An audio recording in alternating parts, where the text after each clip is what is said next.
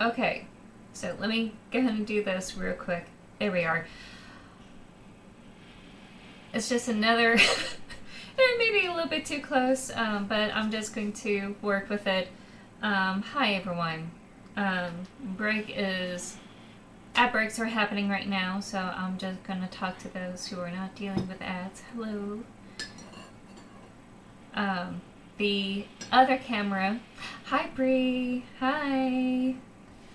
The other camera is deciding to take a break. It's like it wants to pick and choose which camera I'm going to be working with today. And,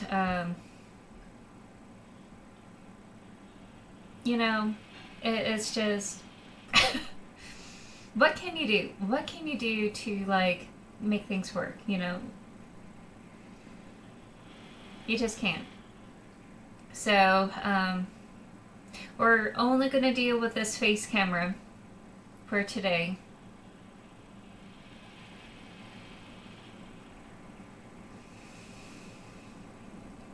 And of course, throughout the rest of the day, I will be moving that camera up and down to see the cards.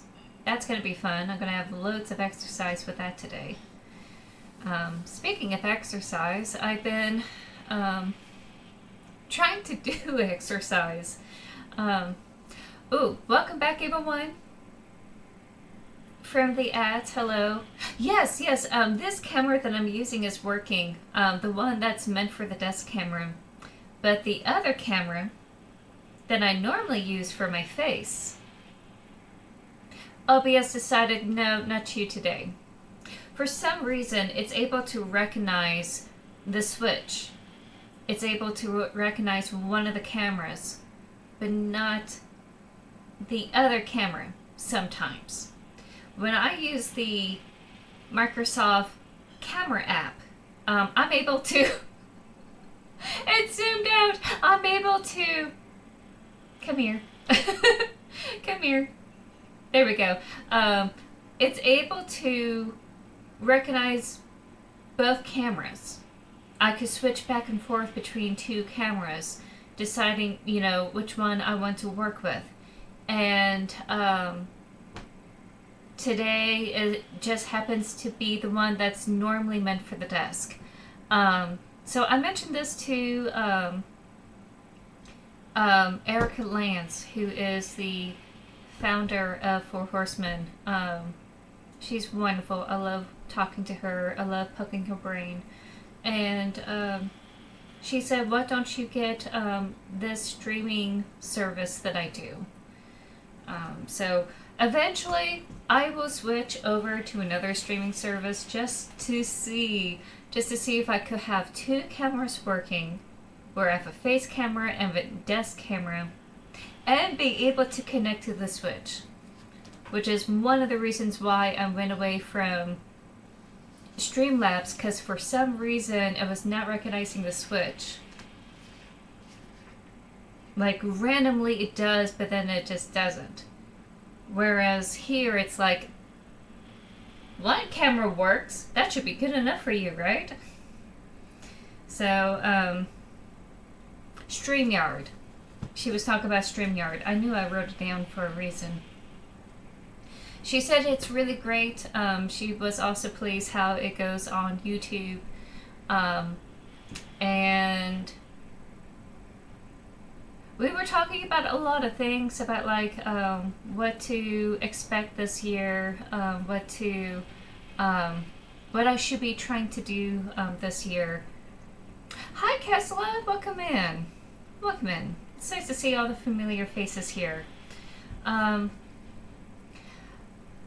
I am seriously thinking of returning to YouTube. The question is, what do I want to put on there? Because now I'm officially an author, and I'm also like doing tarot here on Twitch, and she thought it would be cool for me to do like Twitch on oh well, thank you for the redeem, Kesla. I'll get that in a sec.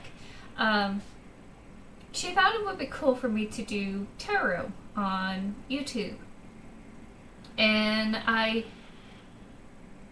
could if y'all are interested in seeing something like that. You love to see the plants. Oh, you know, I probably would do like a random gardening video. Maybe that's what I would do for all of you. Just have a garden video that y'all will enjoy watching. You know, I don't know.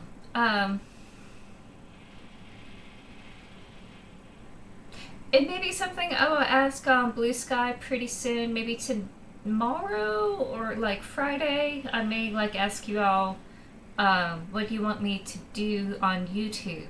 Because it used to be, when I was starting out on YouTube, long time ago in 2016, 2017, it was like storytelling education, you know, storytelling advice, you know, things that I have learned and acquired that I'm going to disseminate to all of you, you know, all the really, really old advice that I had on there.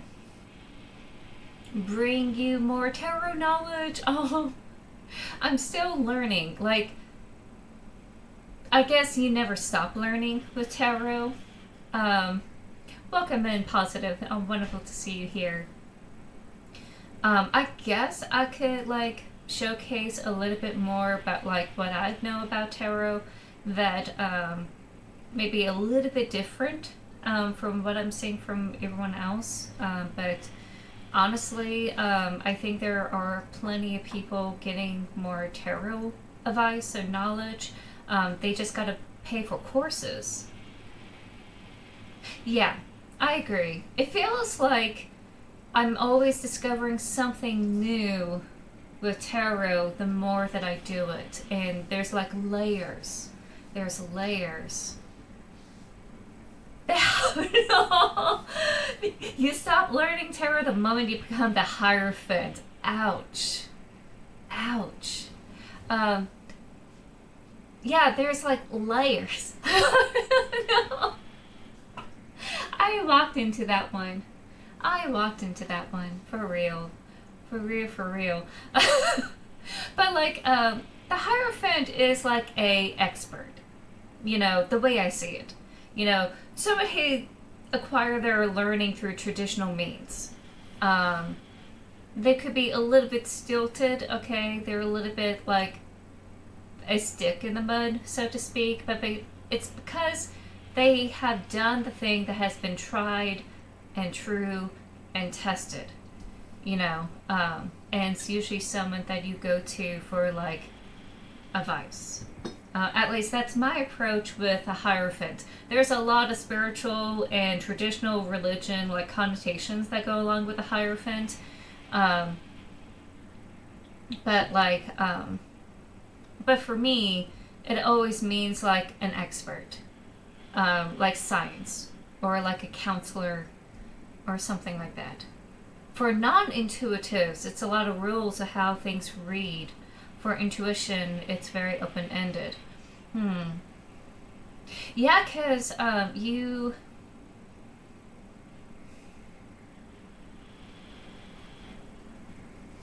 Can people without intuition really read cards? If you think about it. Like, you have to feel, or at least receive some sort of insight of what you're putting down on the table. I mean, I guess people can, you know, but like, whenever I do it, I have this glimmer of, I have a feeling this is going one way over the other. And I will read up on the book, and it will just verify where it's coming from. I mean, you have to kind of knit the pieces together. Like, each card has different layers to it, and it's just a matter of reading the narrative between all the cards.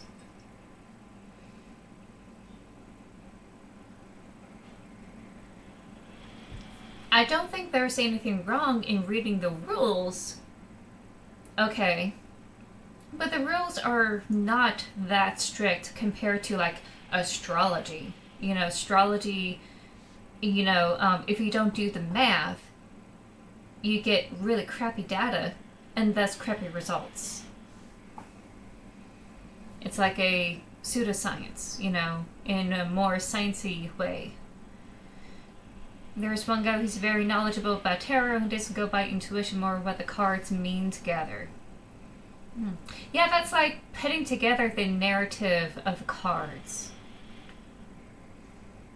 You can infuse a way to connect cards with some energy. Then there's read by set way.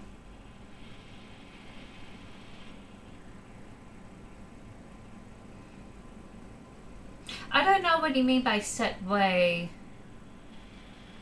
Kessler. But there's a way of picking up the vibes of the card with what they're putting down. I don't know. I usually go by my gut, really. Even if it's like a very strict format of like past, present, future in the tarot spread, it's always going to have some level of insight with what the cards are like saying. And it may be like on a human error side where like I'm having an off day or I'm like really stressed, I'm not really paying attention to things, and it may take a while for me to get there. Whereas for some people, they may have like really great gut instincts and are able to go, oh, okay, this means XYZ. There's nothing wrong in book learning, okay, learning on all the cards and what they mean, and there is a level of education that comes to tarot, but ultimately putting it together for a reading takes time and practice and like listening to your gut.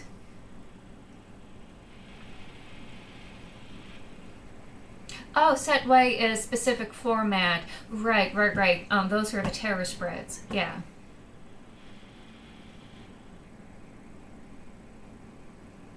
Yeah. But like, I don't know how much more I could like put out there on YouTube on tarot compared to what everyone else is saying. I don't get on TikTok, I hear some people will tell me some really unhinged stuff on TikTok. Oops, it's like monitoring me. Hold on. This is my motion capture camera. So it's like super duper helpful. It probably doesn't like being a dust camera. But like sometimes I hear like, oh, what was it? Supposedly you should not read tarot for yourself, which is wild that people are saying that on there on TikTok. That weird hot take. There's like other things that were like spreading over there in tarot TikTok that was just really out of pocket, that were totally different from like what me and my mom were doing. So it's like, I don't want to deal with that energy. And I'm afraid of bring that over to YouTube, doing YouTube shorts, and like dealing with those kind of people that are like going to be very cliquey about like how you do certain things and try to tell you, no, that's not the right way of doing it, when you're like, I'm going with what I'm being told to do. I'm going to present this information in this manner and you're just going to have to deal. So now there are people who do a more fluid way of reading, where cards will pop out of their hands and they feel this instinct of, okay, that's enough cards, you could go ahead and start reading, and there's no spread. There's no set spread or anything like that, and they're able to interpret those cards based on, their gut instincts, their reading skills, the connection they had with the cards. And it's a lot more fluid in that way. And that's really cool. There's a few people who I really trust that I can feel that are very accurate and on the point with their reading. And it's not easy to do. I'm totally not there, and there's no way I'm going to be that way because I'm a little bit too structured, personally. I think I yip-yapped quite a bit. Oh, yeah, people trying to gatekeep is, like, awful. So, honestly, I'm not sure I want to, like, throw tarot out there on YouTube. But I was really thinking of other things, like maybe like a little bit of gardening, maybe some storytelling advice, which is also difficult because, eventually, there's enough information where you're like, okay, I'm done talking about storytelling advice. You recently say there is accredited intuitive readers. Oh, yeah. In some states, if you want to get paid for tarot readings, or if you want to get paid to do astrology readings, you had to be licensed. And in order to be licensed, you had to be accredited. That's the kicker.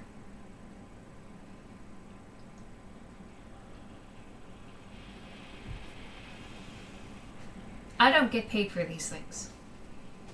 I do it for free because I don't want to go through all the hoops of, going through the lessons, going through the courses, which I probably would benefit from the courses, honestly. I would have a more in-depth focus on the cards. But, it's a way of trying to be safe legally.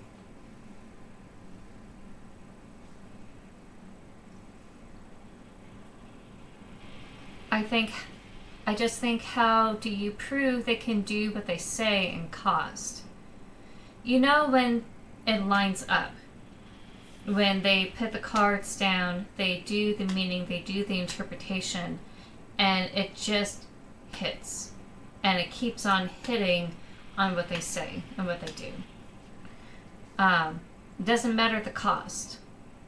The cost is about their labor of doing the work.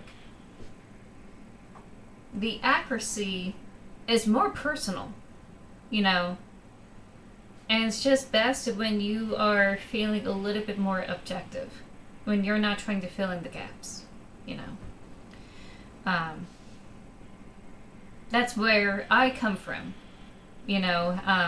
Once in a while I'll come across a person doing a reading. I'm like, I don't like this vibe, and I'll just get out of there.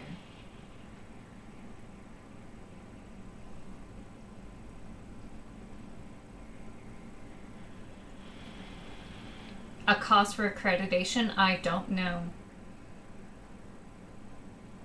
I don't know what the cost is. I don't know how much it will be to get courses or an education. I'm sure there is a school. I'm sure there's a degree you can get. I'm sure that you could get a accreditation for it. But in the state where I live, you have to have a license, especially if you want to make it as a profession where you get money from it.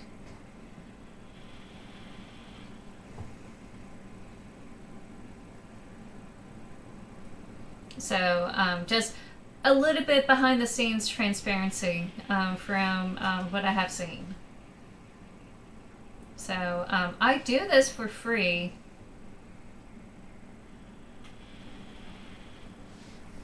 Well, that's good. It varies by state. Not all states have this. But where I live, they require that because there's a lot of people who do scams. Sadly, some of the scammers are well-to-do enough where they can't afford to set up a license and all that, or at least falsify a license and do stuff like that. It's just, what can you do? So, I will go go ahead and ask, like on Blue Sky, what you all would like to see. I will consider tarot if you guys are really, really, really interested in tarot. But I was also thinking, like Kesla said, like gardening stuff. I think someone had mentioned. No, wait, it was me. I had mentioned about storytelling advice stuff, but I'm not sure if people want that too. So I'll just ask on Blue Sky, and if you want to voice what you like me to do again, just like let me know on that comment down in the comments of that post. So if you don't follow me on Blue Sky, you could do so through the link tree I have down below. It's just my author name. It's not going to be arduous work. It's going to be my author name, K.N.Fitzwater.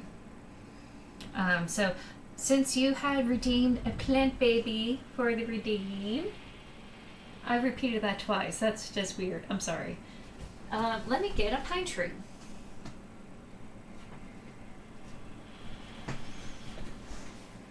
There we go. And I am going to use this as a little buddy for the message of the day. So I think this is going to be the segment from here on out where I just do like message of the day. So that way, if you don't want to stay for the whole, group readings or whatnot. My goodness. Hold on, let me zoom out. There we go.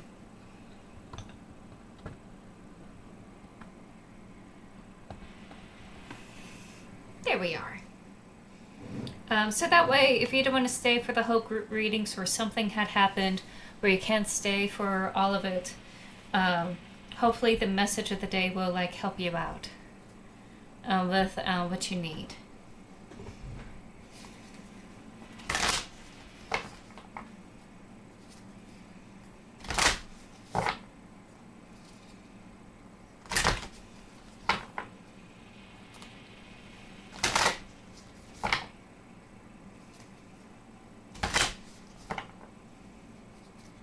There's a lot of people out there who do these really hot takes on anything just so they could have clicks and reactions and they could get money from it.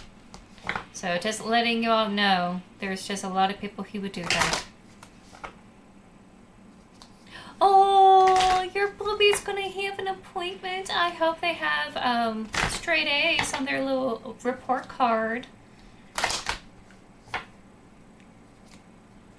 I hope they are healthy and well. And hopefully it will be a wonderful time for them and less stress. Also, it's pointing yes.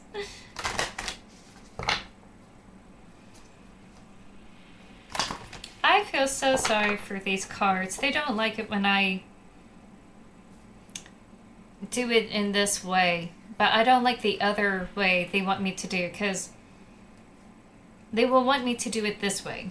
The way I used to do it when I was a kid, where I will shuffle it in this manner. And I don't like it because it's slow. And so I would do this bit. But then it will warp. It's warping the cards. So I always feel sorry for the cards. I really do. But the other way is just way too slow. And it's gotten to a point where I really can't do the shuffle and the cards pop out. Because the cards are sticking each other. Oh, it's a happy boy! And a bright boy! Oh!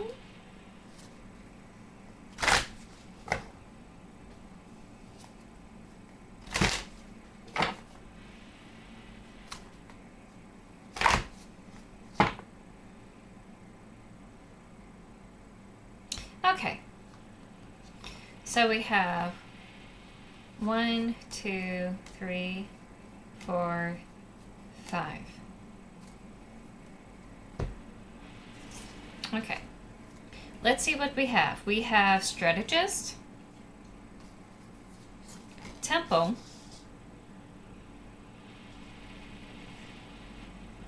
caretaker, which makes sense because we're still in winter, dreamweaver, and mystic.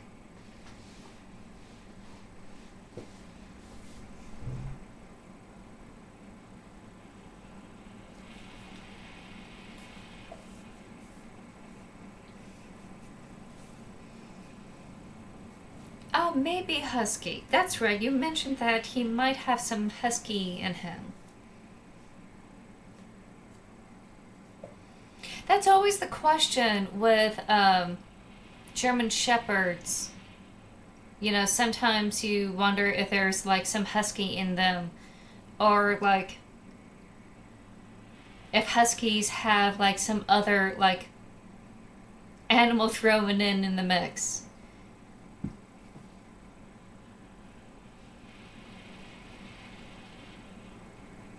But I'm glad that he's doing so well. I'm so glad. So let me go ahead and read off from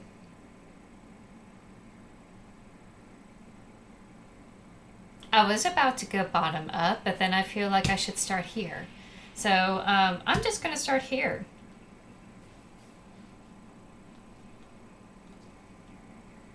Probably because it looks like it's on the top. Yeah, the top right corner for all of you. Okay. Caretaker. In times of darkness, turn to your inner light. Look up to see the ray of sunlight shining down on you. The dark winter is reawakening into spring.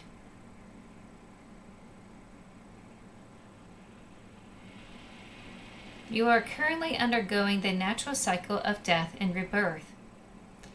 Endings come in many varied forms. A separation, a job finishing up, or purely a culmination of a life cycle. Trust this ending is actually a promising new beginning. You can finally breathe a sigh of relief and blossom once more.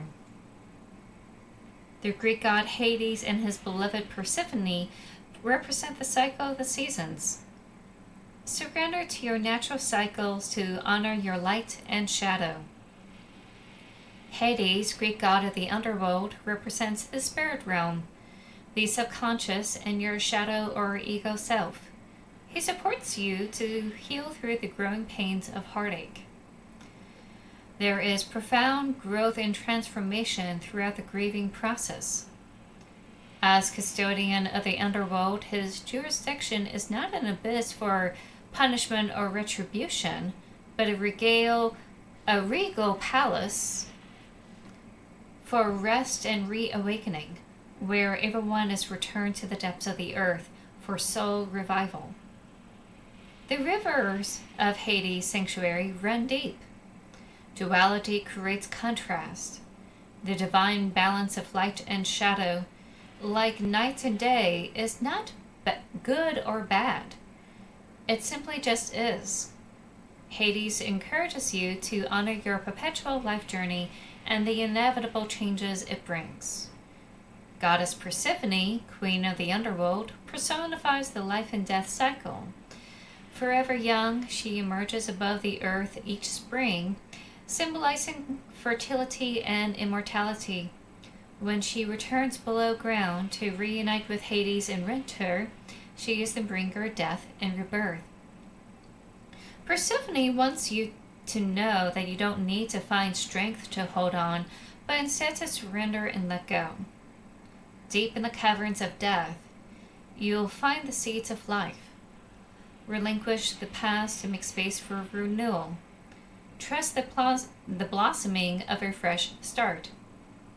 After the darkness of winter, there is golden sunlight, fresh buds bloom, and the earth comes to life again. This is very fitting on so many levels. I'm going to go ahead and showcase this beautiful card to you. Oop. But not with the Pandora ads going on. There we go.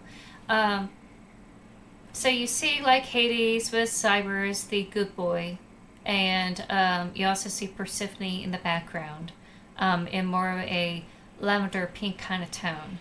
And you see the river Styx, where all the people just like hang out and keep on swimming. Um, in a nature kind of way, it's fitting because we're in the last bits of February. Pisces is the last astrological season before we hit into Aries. So it's like a little bit of a last contemplative breath before we dive into the waters, so to speak. And it's the water of renewal and stuff. Here in the northern hemisphere, we're seeing, more winter. We're seeing more winter in some parts, but eventually things will melt away and break away for new beginnings, like spring and spring bulbs and all that stuff. So if we're feeling down from the winter blues, it's just letting you know that, things are around the bend. Eventually, don't try to dictate or control the natural cycles and just let it happen, let it go. This is not something that you want to control, and there's no need to. It will work itself out. The other layer that's not on a more nature side of things is about the situation at hand. So let me go ahead and reread the poem here. In times of darkness, turn to your inner light. Look up to see the ray of sunlight shining down on you. The dark winter is reawakening into spring. The mood of this nation has been very grim. No matter which political side you are, everyone's feeling it.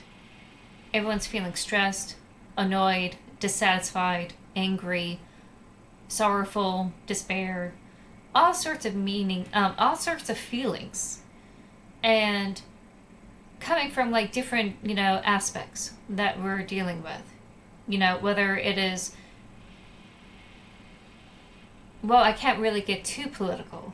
I want to. But like, no matter which walk of life, no matter, where you live in the world here in the US, it's just one after another, everything that we had created as foundations or being remodeled and renovated into something that we honestly did not expect it to be. Even though it's been told clear as day, it was going to be, we're getting it hard and fast. So there's a lot of grim and grief and like despair that's been going on. A lot of misery from a lot of people who had the rug pulled out underneath them in various forms and situations. It's nice to know that even though we're dealing with a so-called winter, there is hope. There is hope for renewal. And that hope comes from your own inner light. You could find that spring within yourself. And I think that's going to be the general message for Pisces, where we're going to have to dive into our creative selves and try to be the good in the world, even though we're not seeing the good around us. So ads are going to kick in real soon, and I'm just going to wait until we get into the rest of the readings here.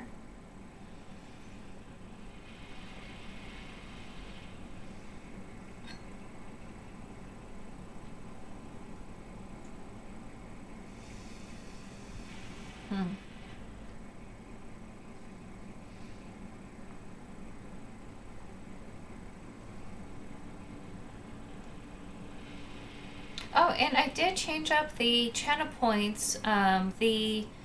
We're past Valentine's Day, so I put all the love readings back to the normal levels, like all the other cards. And I also introduced a few new spreads, just in case you want you want to redeem those as well.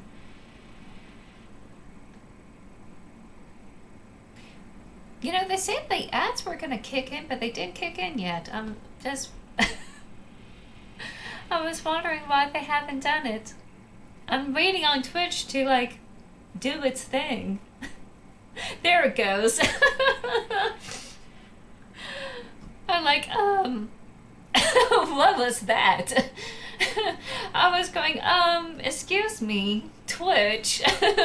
I'm waiting on you to get done.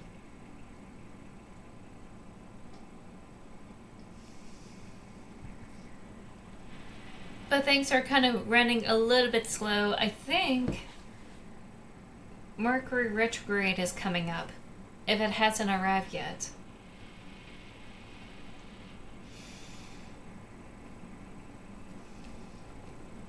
And since you're here, instead of hearing me yap, let's go ahead and look at the beautiful cards. Excuse me. So we got the Dreamweaver Tiger. We got the Mystic, which I'm so happy seeing this. You don't see like depictions of, you know, people who are in their Silver Age years. It's wonderful to like see someone who's old and wise being depicted in beautiful art like this. In a very positive way. Welcome back, everyone, from the ads. I'm just showcasing the beautiful cards here. We also have the temple with the moons, all the different phases of the moon, with the clouds and nebulae. And last but not least, Plato, or Aristotle, whoever you want it to be. The thinker. Well, actually, not really the thinker in this pose. But he's getting there, right? He's not really hunched over. He's just chilling.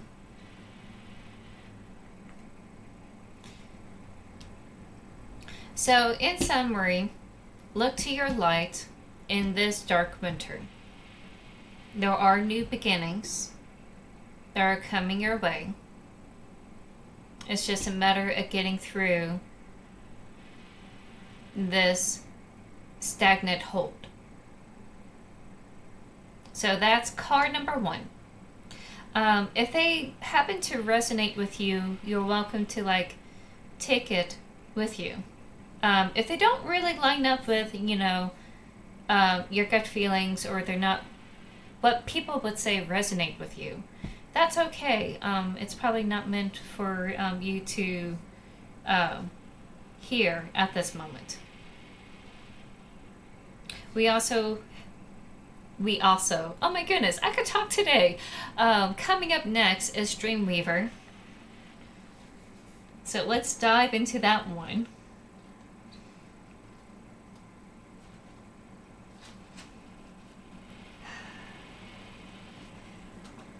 My voice is finally healed from whatever it was, and now I'm just like tongue-tied. So I apologize. I'm going to try my best to be very clear today.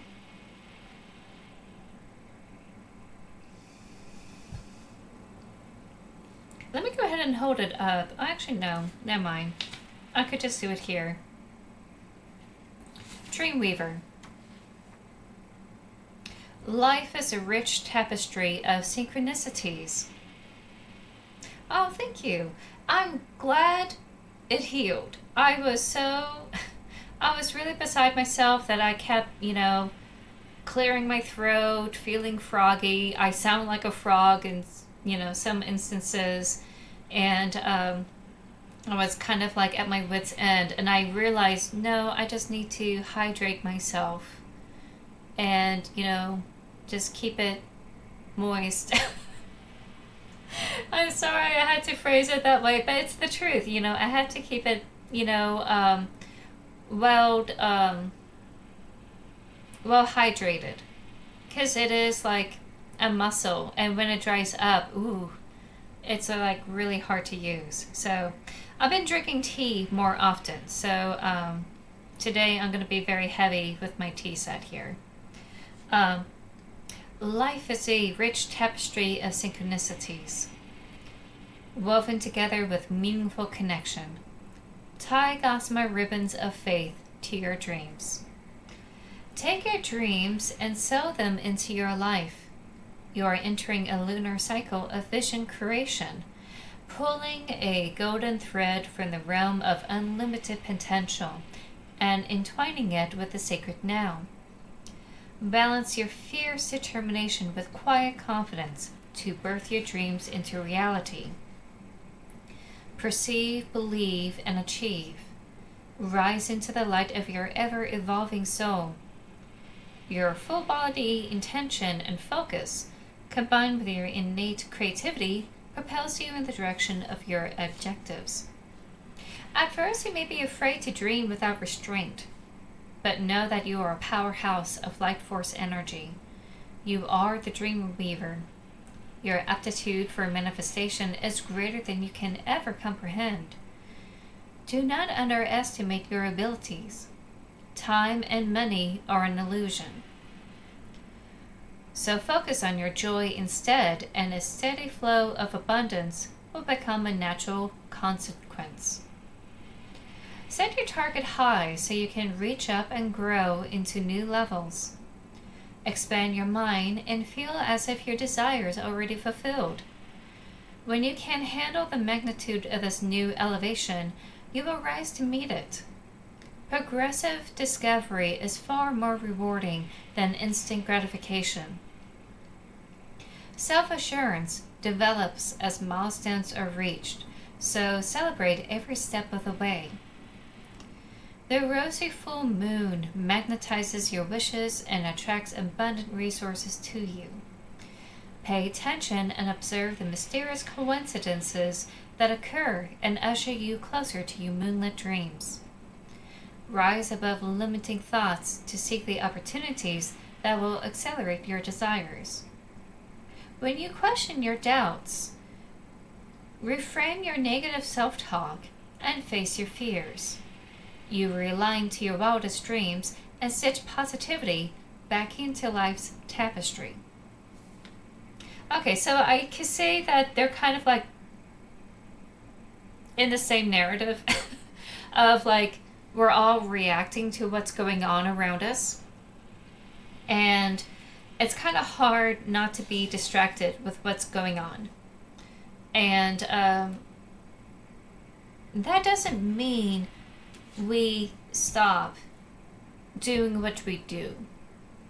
It doesn't mean we stop dreaming. It doesn't mean we stop pursuing our goals that we want in life. More than anything, I think now is the time to really dig in deep and just go for it. You know, even though everything's crashing all around you, that doesn't mean that you had to crash along with it. So long you take care of yourself, keep yourself safe, I believe that you all should push for your dreams and your goals, whether it is creative or not. And also, it's a subtle message of try to do stuff that brings you joy. You know, try to stitch that back into your tapestry of life, as it had said. Because that is what really is keeping you going. You know, whether it is to have like a bakery, you know, even though it's very turbulent right now, you know, there's nothing wrong in trying to get a bakery going on and try to like help people feel better about themselves, or like have a little bit of joy or something like that, or like try to set up a business for your family, that type of thing. Or it's like art, creative means of art, whether it's actual paintings, or if it's like books, or, you know, other forms of medium, you know, it's something that's going to give you a sense of abundance because it's healing. You know, creativity is healing. It gives you joy. It makes you feel human. Not a lot of creatures in this world go out of their way to do art like we do. It's a very human thing to do, along with storytelling. I can help it, comparing it to storytelling, because, I am one of them.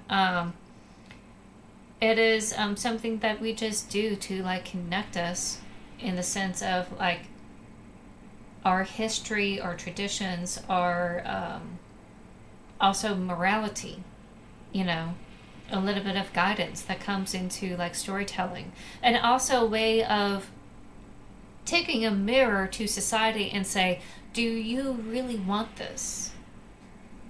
How about we change this here? Just like Charles Dickens and, the Christmas Story, Scrooge and all that. So go for your dreams. Don't hold yourself back. The people who are causing a mess right now, they're not your audience. The people who you love and who will support you are your audience. And if anything, it could be an audience of one where you do the art or the creativity or something that's for your own personal fulfillment, your own personal joy. And there's nothing wrong in that as well.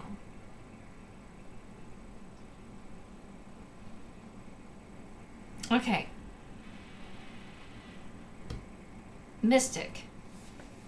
Moving on down the list. Mystic.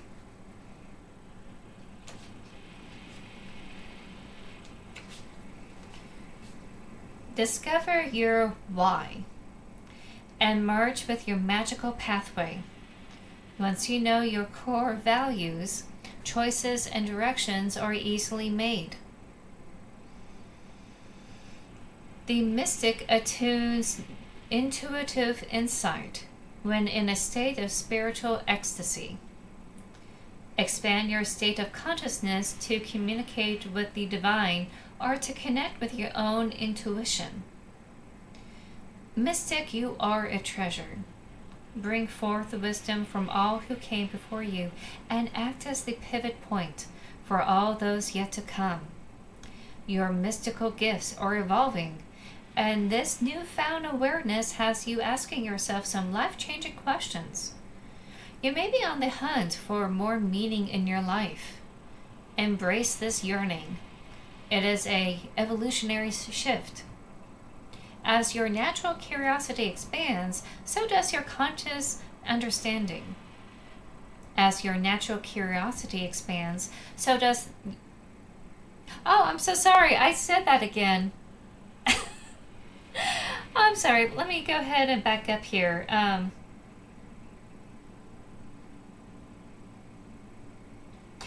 With your heightened awareness, here we go. You become more sensitive to the interconnectedness and synchronicity between the physical and spiritual world. Trust in your everlasting connection to universal wisdom. You may be receiving spiritual signs designed to help you on your journey and create a proactive plan. Open your eyes. With faith in the natural order and divine timing, know that everything is unfolding for you with a sacred purpose, even if right now some parts seem unclear. The mystic's quest is not so much about becoming anything, but more about unbecoming everything that does not truly resonate deep inside. Steer clear of beliefs and concepts that do not ring true.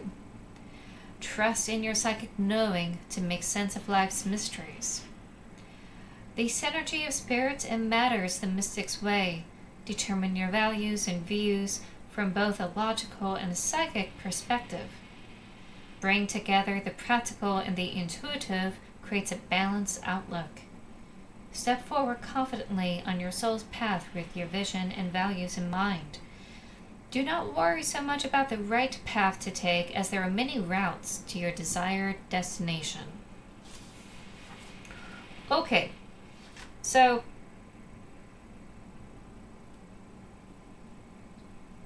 it's kind of like lining up with everything that has been said so far, but with a twist. And the twist is that keep on swimming is kind of like the core message, but keep on swimming knowing that things are falling into place. You know, keep on swimming with your eyes open. You know, do look for these signs, do look for these opportunities. You know, don't doubt yourself. You know, just because things are very turbulent, and it's very hard to judge where to go from here with your goals that you all want to do.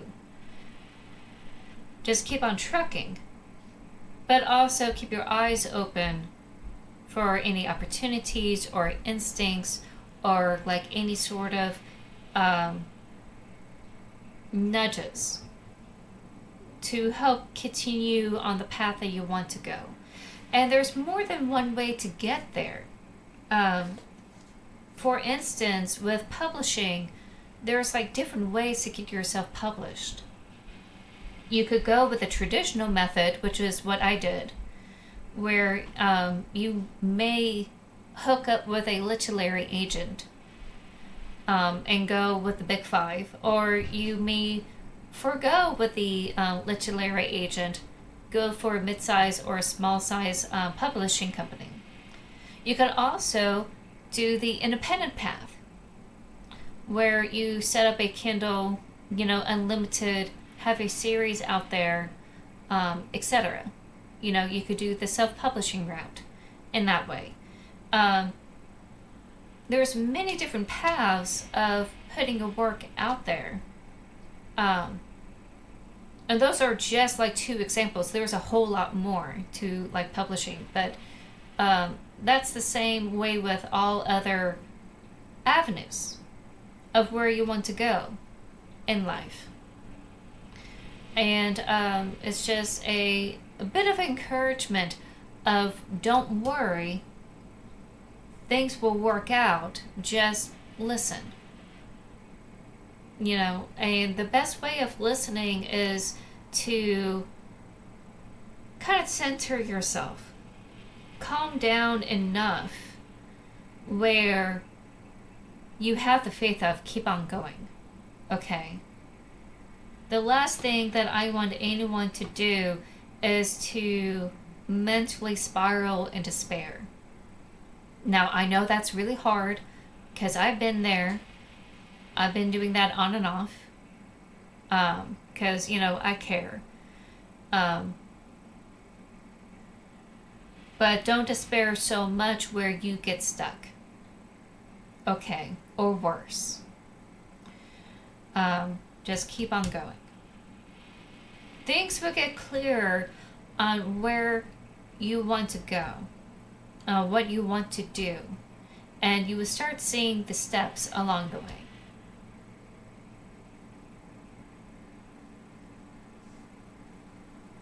So that's the core message here. All right, moving on to Temple. I keep thinking, oh, these are going to be different messages, and they're all going to be independent of each other. Sorry, my nose is all stuffed up. Independent of each other, but I feel like they're all syncing up with each other. You know, they're all like have this wonderful, encouraging message of like, we see what's going on, we know like how you're feeling, do it anyway, you know, like keep going, you know, everything's going to work out, at least on your individual level, which is nice to hear. Temple. Return to your inner temple. Open your heart, connect to the source, and become one with the divine. Intention is a magical invitation. Okay, so this is going to be about how to ground yourself, how to keep the faith, so to speak, how to like help you keep going, how to listen, how to keep your eyes open. Your temple is where you come home to commune with the Spirit. Set up a sacred space in your home that uplifts your vibration and cultivates a deeper connection to yourself and the divine. A dedicated altar or sacred space acts as a physical anchor for your spiritual practice. Layer the magic by including objects that symbolize love, grace, and beauty for you.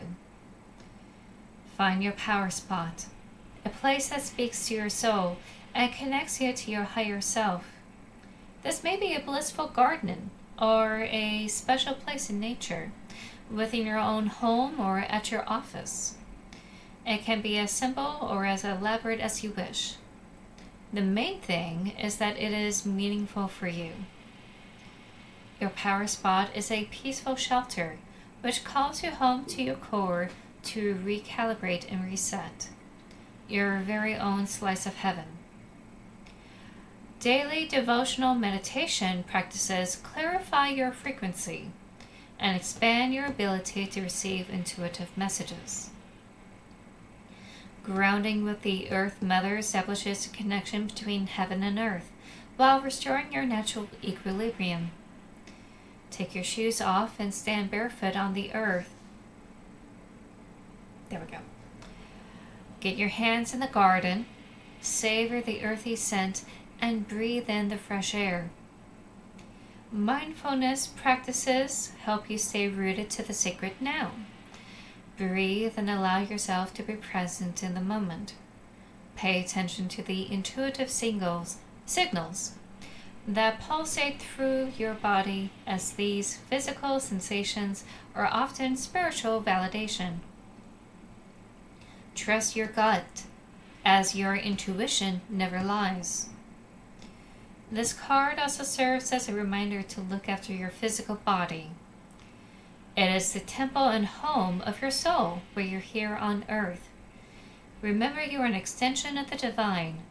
Reclaim your crown and open your heart to reconnect with the oneness, wholeness, and holiness of all that is. You may also be guided to hold space for a circle, creating a nurturing haven for a community to come together in devotional communion with Spirit.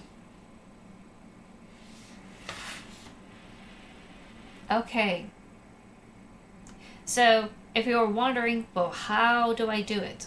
How do I keep the faith? How do I keep my eyes open? This is kind of like telling you how. You know, everyone has their own religious or philosophical viewpoint. If you're agnostic or atheistic, it's about the divinity within yourself more than anything. So set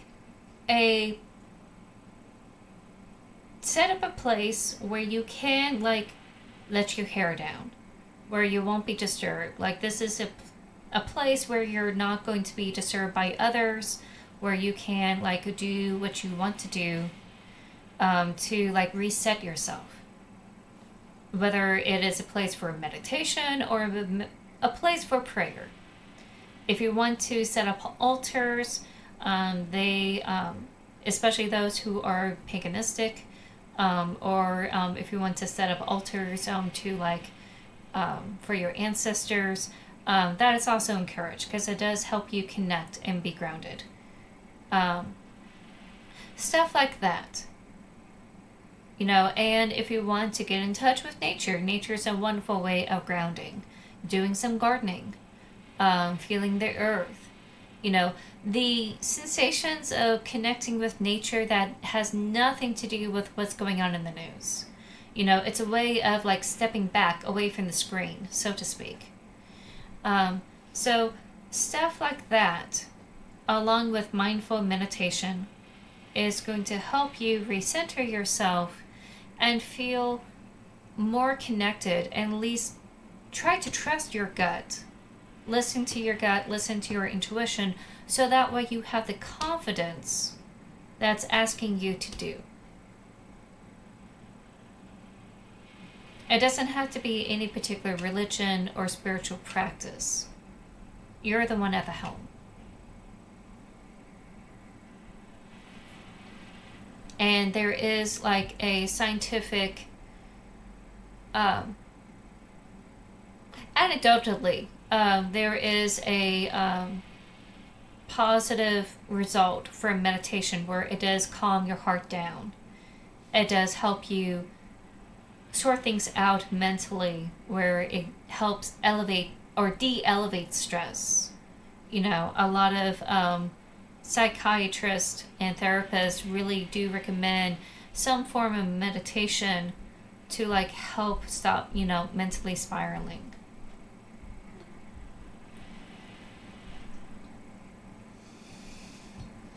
Something I need to do as well. I used to do it and I kind of like stop because of with what's going on. I just couldn't like stop thinking about it. So I'm in the same boat with all of you, where I definitely will need to take this kind of advice. So, last but not least, for the message of the day is the strategist.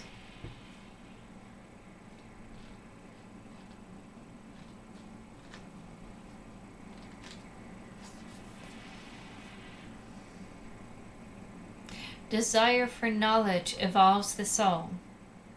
To discover true wisdom, think for yourself. Inquisitiveness is exquisite curiosity at play. Socrates, the ancient Greek philosopher who pondered the meaning of life, implores you to be more thoughtful, curious, and open-minded. Embrace your golden halo of wisdom. As a deep thinker, others seek your leadership and intellectual advice. Sorry, I had to burp. You have a natural gift of making the incredibly complex feel simple, logical, and easy to understand. As a strategic visionary, your balanced approach integrates creative insight and profound inner knowing with common sense tactics to find solutions that benefit everyone. It is time to see the bigger picture. Stepping up and advocating for a global cause that heals, not hurts, the planet, attracts like-minded supporters. Collaboration is key. A joint undertaking brings together a wide range of skills that advance your cause. Get clear on your priorities and what is truly needed to support your collective mission. Open your mind to creative insights and innovative ideas. You are part of a evolutionary shift that unites, benefits, and lifts the cosmic vibration. Wonder is the foundation of wisdom, so trust in your own inner knowing to make up your own mind. Be curious, ask questions, explore a wide range of facts and concepts before you make a decision. Unyielding stubbornness prevents you from seeing the opportunities and solutions available to you. It's okay to change your mind and see things from a different perspective. Approaching situations as the observer, not the judge, expands your understanding and wisdom. Being open-minded creates an environment to learn, grow, and discern with a balanced vantage point. Be compassionate. Everyone is doing the best they can with the cards they have been dealt. Kind, thoughtful, and respectful communication creates better outcomes for all. When faced with confrontation, stand in your power with empathy. The ability to suspend judgment and see things from other perspectives will serve you well. Okay, ads will kick in pretty soon. But collaboration and being open-minded with your communication is key, whether you're seeking information or whether you're giving information. That's the core bit. Which I know it's a little bit hard to do when there's a lot of anger out there, especially on social media. There's a lot of anger. There's a lot of people who want to like take it out on each other. A lot of people are very judgmental and not willing to listen, especially those who are very hateful. the best way to go is to try to hook up with those who have the same philosophy of healing, not hurting, and try to collaborate with those people, and that way you have progressive communication. And also do strive to be open-minded. You know. Ooh, ads are kicking in. So let me go ahead and bring this up here. There we go.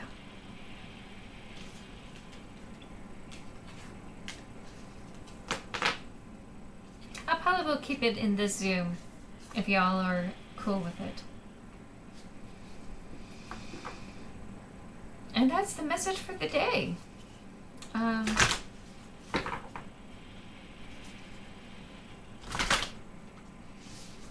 I did not expect them to really sync up. I thought it's going to be individual like messages, but I didn't expect them to like really have a cohesive moment. Earlier today, I was thinking, how many cards I'm going to deal for the message of the day, and I just felt this 5.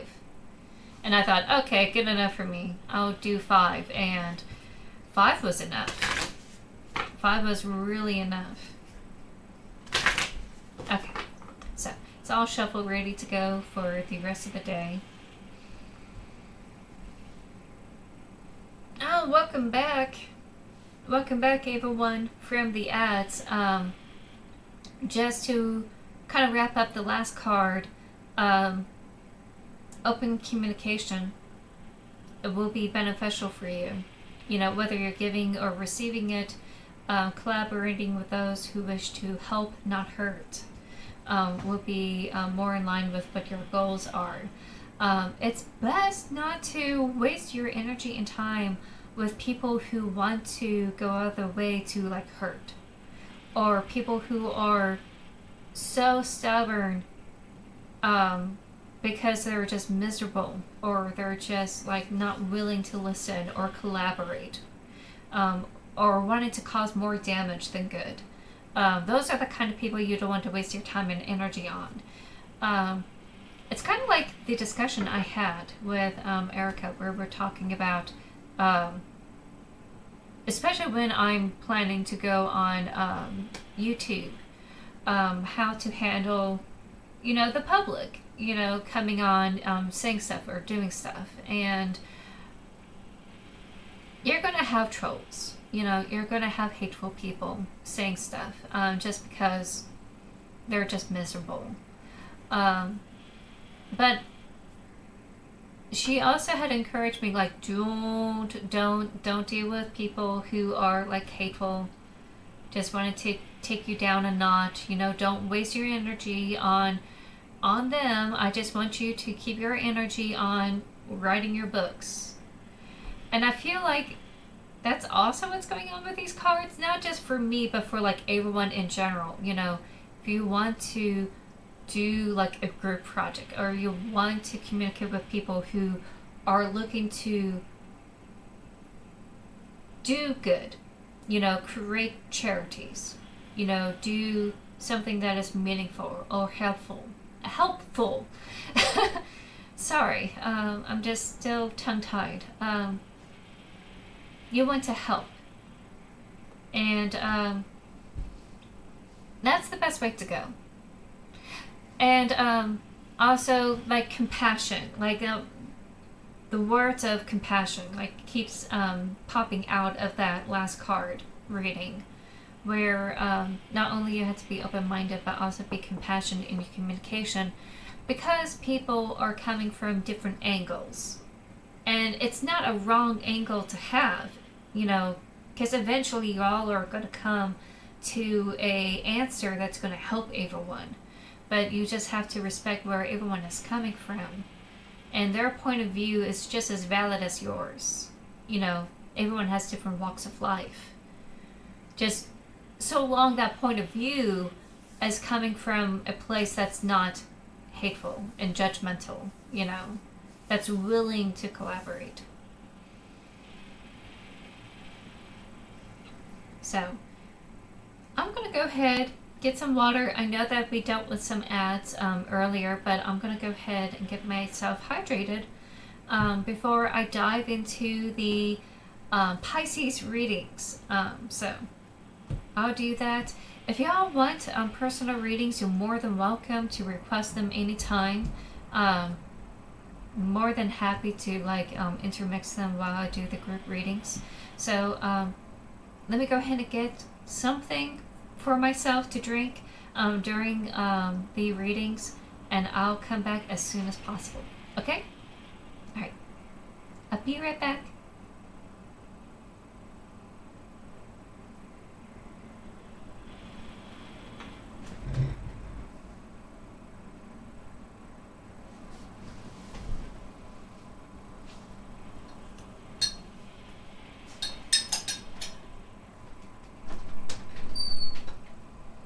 Go ahead.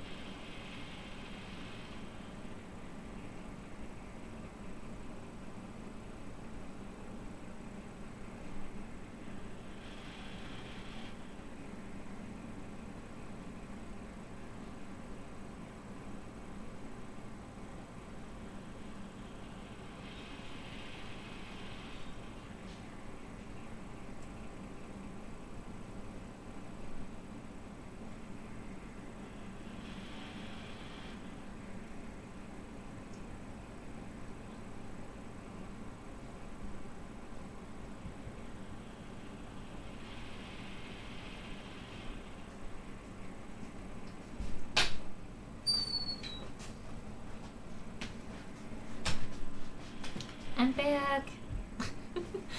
I'm back with coffee. I said I was going to have tea throughout the day, and I broke down, and I had coffee. I'm so sorry. I was weak.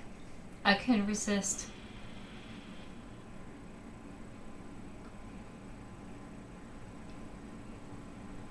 Okay. Hi everyone. Oh, and I'm going to go ahead and put the plant baby away. Thank you so much, Kesla, for the redeem. I do need to spray it with water. It's an everyday thing, so that way it could keep itself healthy and happy. You could get away with just spritzing water on your little pine tree, and once a month I could water the soil, and it will just be a little happy little guy. So it's doing very well. It grew quite a bit, and pretty soon I'm gonna take some time to clip off a few branches that are not, really bonsai-y. But it's a really happy little pine tree. And I can't wait to see like how big it's gonna get.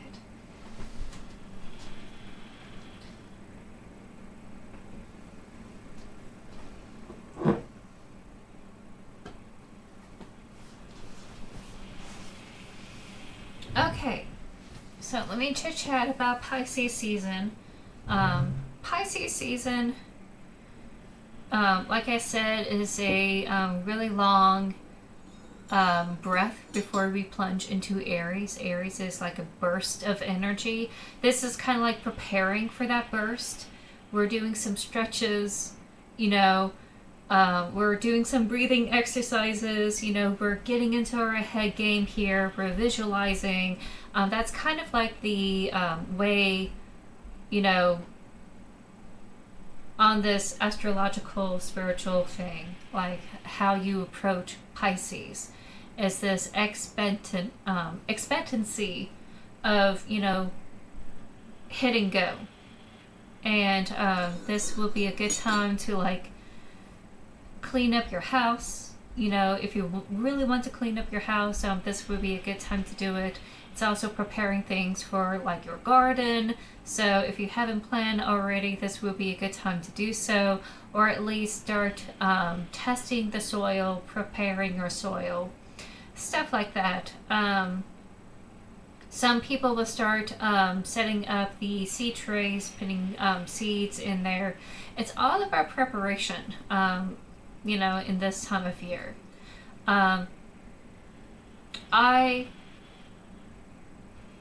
also found with Pisces where it's also the creative side of the signs.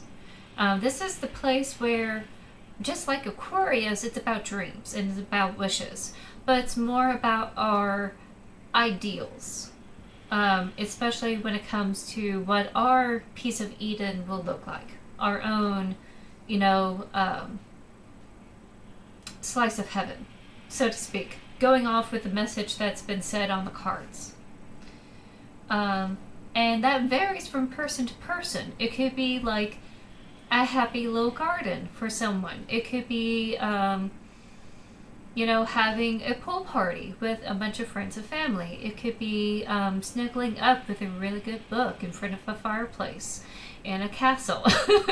You know, that little slice of heaven is going to look differently for everyone. And it's going to change every year, sometimes, with some people. It could also be like lying on the beach, just enjoying, you know, the sunshine, that sort of thing. So it's about like visualizing what that slice of heaven is for you and try to bring it down to earth. It's about like, how do I bring that here? How do I make my dreams come true?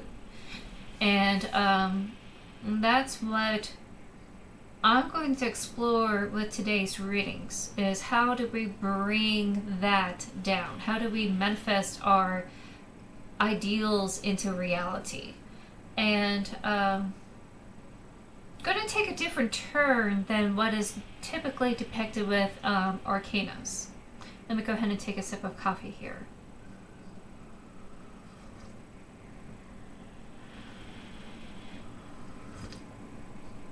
It's a fresh cup of coffee too, freshly brewed, really hot. With Pisces, there is a strong association with Neptune. Neptune not only is a creative way of doing things, it's also dealing with fantasy. And it's also about water, a lot of oceans, and there's a lot of stuff that goes on beneath the surface, okay? On the surface, you may think, oh, it's wonderful, it's calm, it's a lovely place, and underneath it's like, you know, Death Match 2000, you know, with all the sharks in the water. You know, or all the dolphins, you know, like going at each other over territory or whatever they do, you know, or like a really slow death match between sea urchins and star angels.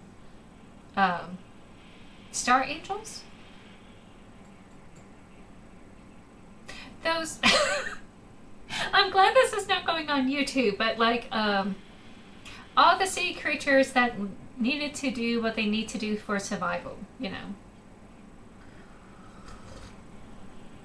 It's a lot different than like the cool, clean, you know, calm waters that we see on the surface. So in many ways, I kind of see like Neptune, where it's kind of a bit of a foggy haze, where you only see what's on the surface. You are not able to peer beyond with what you're able to like glean from it. It's about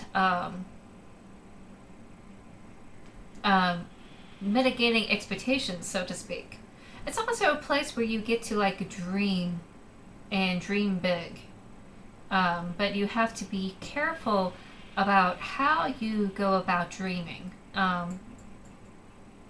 Make sure you don't distort your reality to where you can't even tell whether what is real and what is not.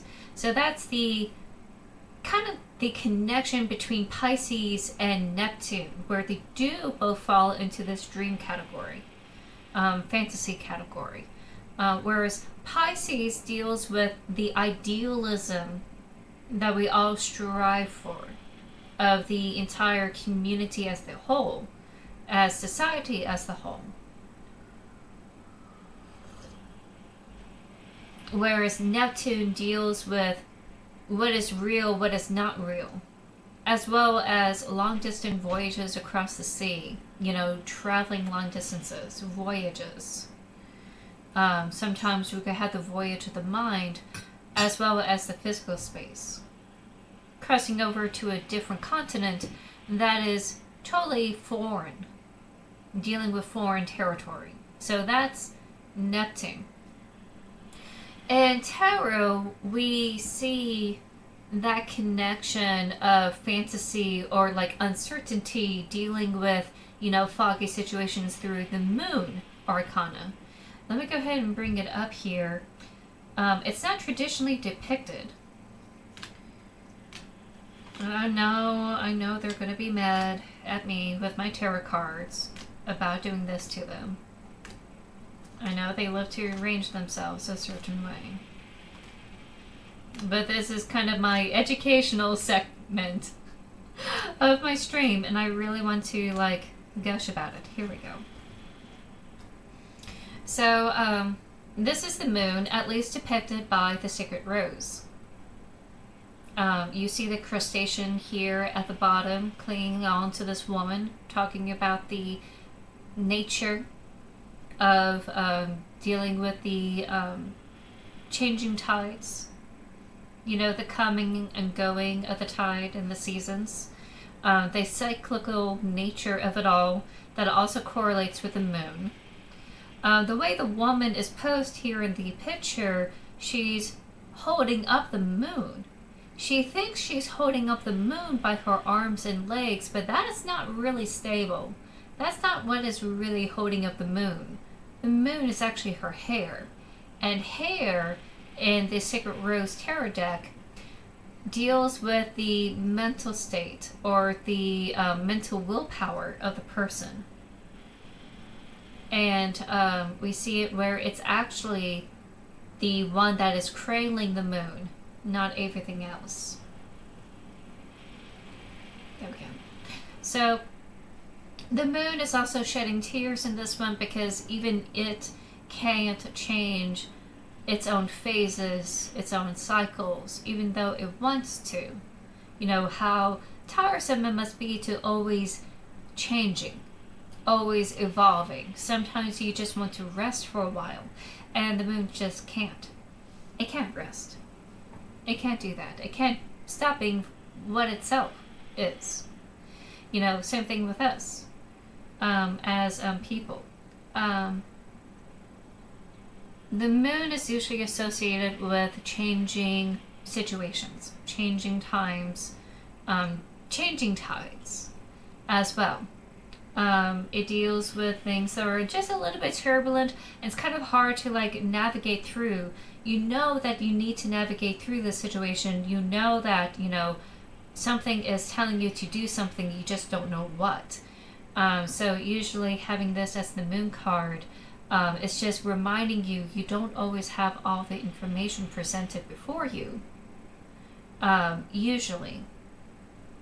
And just be careful about like what is really there as truth and what is fiction. You know, that's kind of leaning towards the Neptune side of things.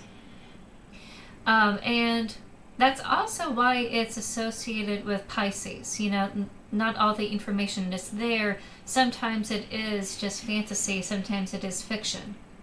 But sometimes it's not. Sometimes it's real, and you have to trust your gut, your instincts, which is usually associated with the moon here, about like how to navigate where to go.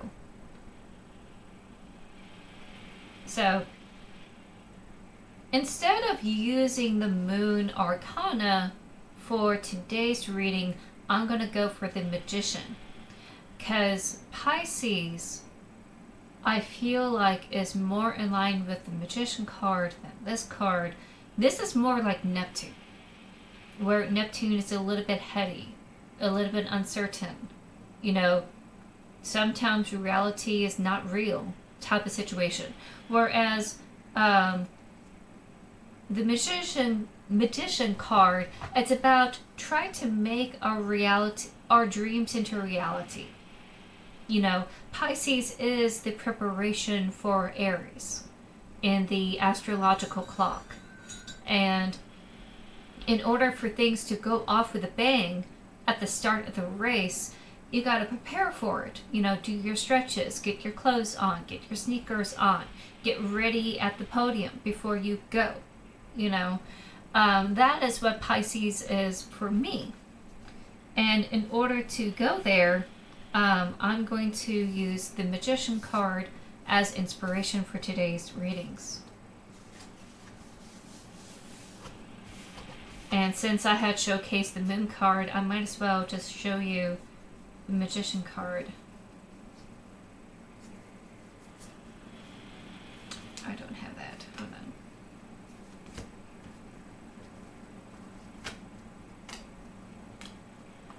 So I hope that all made sense. Let me know if y'all have any questions. This is a little bit more educational heavy than what I normally do. Usually I just like dive in and we get some readings done.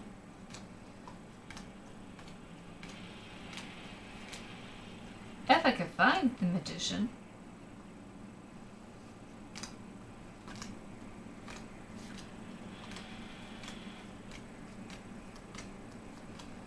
I know he's in there. I know he's in there.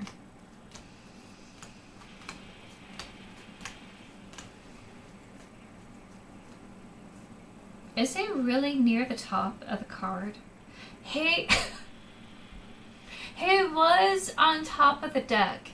He was on top of the deck, and I just didn't look at the top of the deck. Go figure. Okay. I had a feeling he was, and I just didn't listen to my gut. The Magician card. So we see here the infinity sign over this person. This person has a satchel, which is like their components bag. It's like their inner source of resources, of putting these creative works into use. You see here that he's creating the pentacles, he's creating the sword, he's creating the cups, he's creating the wands. So he's putting all the suits together, all the aces into being. You know, he wants these new starts, new beginnings to occur. But in order to make them occur, he has to do a little bit of elbow grease, a little bit of creative work to make it happen. Because creative work is also trying to make something out of nothing. We put the words in our heads on paper. We put the images that we see on the canvas. The music that we hear, we put it on the instrument, or we sing it. You know, stuff like that. You know, like we hear it, we see it, this vision, this music, you know, the poetry, and we find the instruments or the means to do so to share it, to bring it forth. And there are other ways other than like creativity to like manifest and make things happen. But this is just one of them. So this is where I'm associating the Pisces card of how do we make this magic? How do we bring our slice of, you know, Eden to the ground? So let me go ahead, get the cards shuffled here.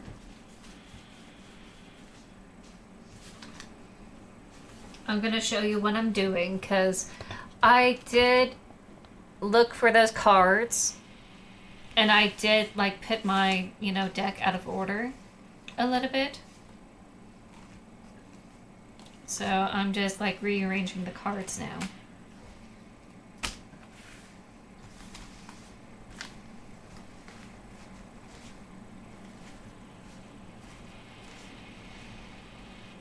I'm not really great in doing this technique. There we go. There we go. This is one way of shuffling cards.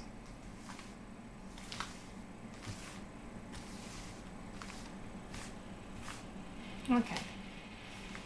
I think that's good. I'll go ahead and shuffle in another way. Let me see. I'm going to go by astrological signs, or at least astrological elements. It's a little bit more in depth than the other cards, so I won't go by individual signs. And I'll let you know which signs correlate with which element, so that way it's easier for everyone to like follow along. Since we're heading into Pisces, we're going to start with water signs. So that would be Cancer, Scorpio, and Pisces.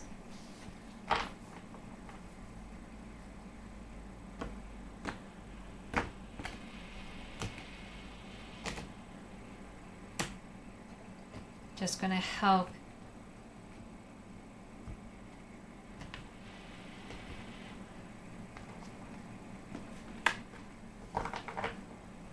these cards get reorganized.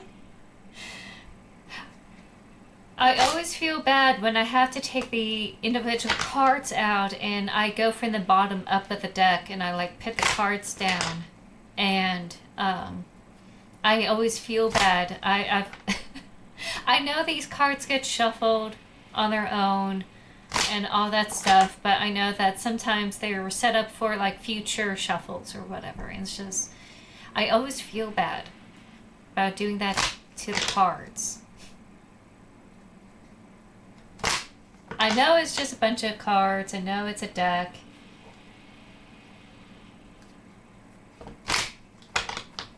but you know, there's an understanding, you know, between me and the deck.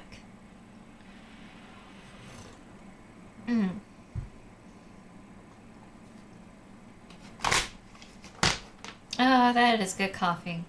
Let me go ahead and take that again.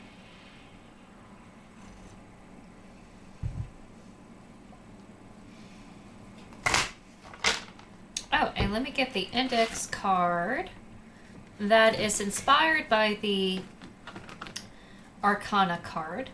Ooh, ads will be kicking in soon, so all you're missing out is me talking about the index card.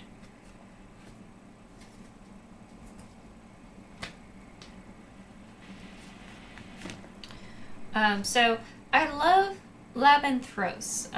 Labyrinthos is a tarot journal, kind of educational tarot app you could download from the Google Store. You have it on your phone. It does keep track of your tarot readings up to a certain amount, and It provides its own, virtual decks where you can use for like tarot readings. You could save them for later to like analyze. You could also learn about different tarot spreads. And this is one of them. They have like a slew of Arcana cards or Arcana inspired tarot spreads. And this is one of them that I'm going to be using today. It's the Magician card.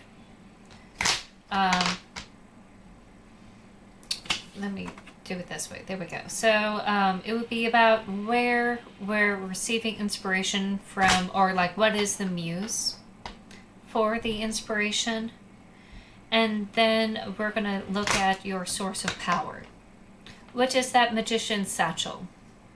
So we're looking at the infinity sign and then the satchel of the Magician. Then like each ace of the suit that they were manifesting in the card. Like the wand, the cup, the sword, the pentacle. And they all correlate with different type of aspects of creativity or creating something out of nothing. Like the wands is about like, what is your passion? That could be your source of creative power. What is your knowledge? What is your intuition? What is your resources that you could use? Stuff like that. And then we're going to examine how to put it all together. When you combine all the elements, with all the elements combined, you get Captain Planet. So that is kind of the end result card. The outcome card, so to speak. Welcome back, everyone, from the ads. I was just giving a rundown about the Magician tarot spread. And don't worry, I'll go ahead and explain it for all of you in just a bit. For today's reading, I'm not going to do a flip-flop kind of thing. So it's going to be like you're sitting in front of me. So any cards that are upside down, from my point of view, would be right side up for you. If that makes sense. Okay, and I'm just going to double check here. Okay. We're done for water signs. So, Cancer, Scorpios, and Pisces. What's something that you can do for Pisces season? Your creative well, so to speak. Your muse is the... Goodness. Your muse is the Seven of Cups. Your resource, your components, is the Six of Swords. Your passion is the Two of Cups upside down. Your intuition is the Five of Cups upside down. Your knowledge, for where to find clarity, Nine of Swords upside up. Resources that could be put to good use, Queen of Swords upside up. And with all of it combined, it will lead up to a Ten of Wands upside down.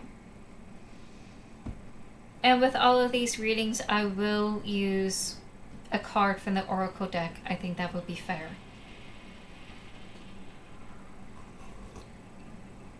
So once again, anything that is reversed from my side, it's going to look upside up to you.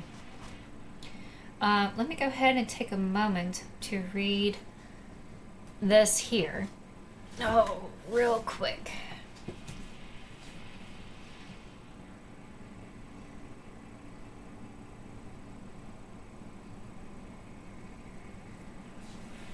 Let me check why we're getting the Ten of Wands.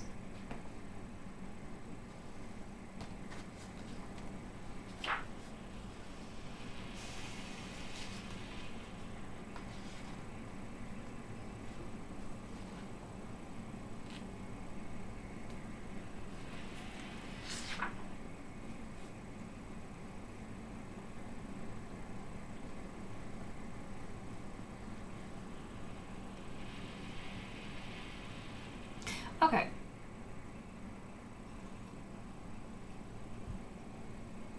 So we're going to go bottom up roughly. With the Ten of Wands in reverse, it usually indicates that currently in the Pisces season, one is not able to obtain their current goals due to huge commitments and responsibilities. Okay, this is someone who's been burdened by what they're holding up, and it's all just kind of going to crash down upon them if they don't know how to delegate those responsibilities that's on their plate. So what this indication here is asking you to look to where you want to concentrate your efforts, where to put your focus on your efforts, as well as discarding those that you should not be focusing on, or to like delegate those that are not worthy of your time. So that's where we're going to explore with all of this here. With the Seven of Cups and the Six of Cups, it's letting you know that you're allowed to take the time to pick and choose. You're allowed to have an audit, so to speak. It's kind of more of a spiritual audit. The cups are more about like emotional fulfillment in a kind of like spiritual undertones. Not necessarily like religious spiritual undertones, but like your personal happiness, spiritual undertones. What is emotionally fulfilling for you deep down inside, not for like superficial, quick buck, like high sugar rush, feel good. We're talking about like what's going to sustain you for the rest of your life, feel good. That's what we're heading for here. So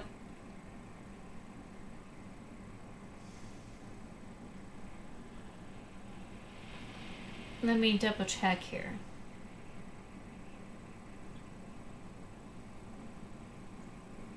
Okay, yeah, I was on the right path. So you could take that as a means of inspiration in tackling this, where you can like see what is going to help you be in line with your life goals. And if it's not going to fall into that puzzle, fall into that place, it's okay to put that on the shelf or like save it for later. Because anything that is lining up with your personal goals or values that is going to be emotionally fulfilling for you, deep down, is going to be worthy of your time. Worthy to like work on and focus on. So that will be your source of inspiration. It's a little bit deeper, which I'm sure that all of you water signs don't mind something deep. You can handle deep. Your source of power is the Six of Swords. So Six of Swords is about seeking refuge from a hostile environment. We see here a person holding up a shepherd's cane while dealing with all these swords that are trying to pierce their boat. Most other cards deal or depict someone going away on their boat, and the swords have pierced the boat, but the boat managed to make it on the other side. It's sailing over troubled waters.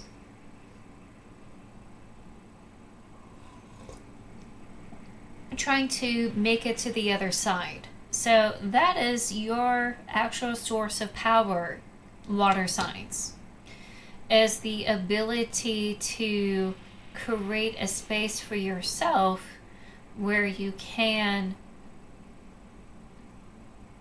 not dissociate. What's the word? To create your own sacred space, your own sanctuary, your own peace of mind, to be able to step away from all the mess and bother and negativity and the stress, and be able to realign yourself. This is where you are very good at. Most water signs tend to be very intuitive, and sometimes that requires some downtime to like recharge.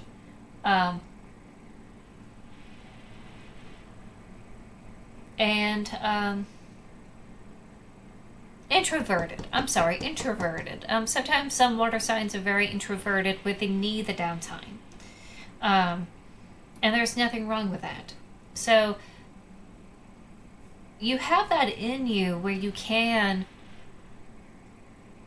find a way to navigate through some really extreme circumstances and find safer shores. That is like your unique power and gift, water signs. So let's break down the many ways you can manifest to like get to this point. Now that we have our muse, we know our power. Let's go through this. So we have 2 cups upside down here as your passion and drive.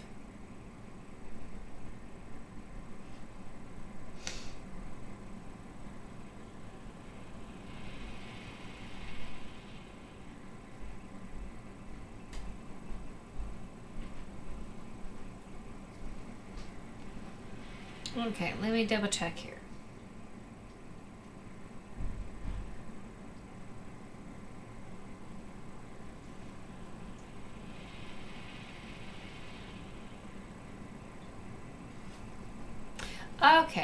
Okay, so I think what's happening here is that this is a snapshot of where each compartment or each category of well of creativity that you could reach in and like use it, your willpower or your passion drive, stuff like that, to make things happen. So looking into your passion drive, that cylinder engine, if you will, it is lacking. Usually you can rely on your partner or your partnership to give you that type of solid foundation, or that courage or that confidence to do that type of delegation. I carry the load, you carry the load, more hands lighten the load, that type of thing. Here, I'm pretty sure they're also feeling unfulfilled with these circumstances as well. They're feeling the pinch like you are, but it's on their other end of the stick, where they're seeing you so overburdened with responsibilities. They're seeing you not seeing straight, and they're also not very happy, seeing you that stressed, that upset. If they happen to not be a water sign themselves.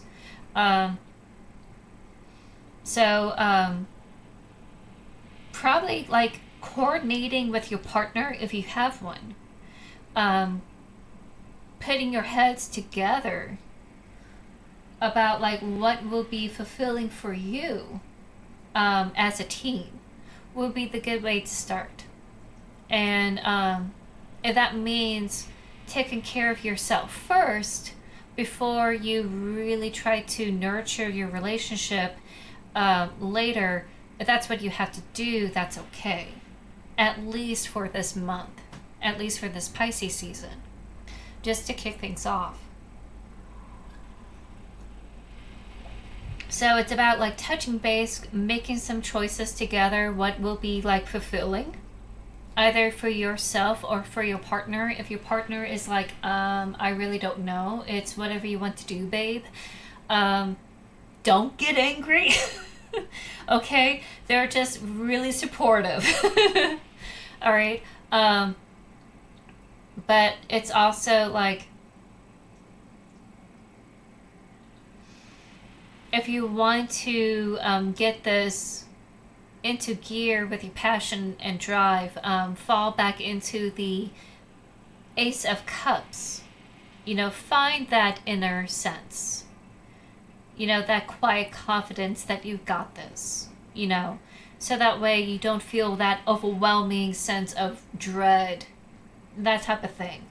And do what you can to kind of get to that mindset, even if it means breathing exercises, meditation, centering yourself, just like, this.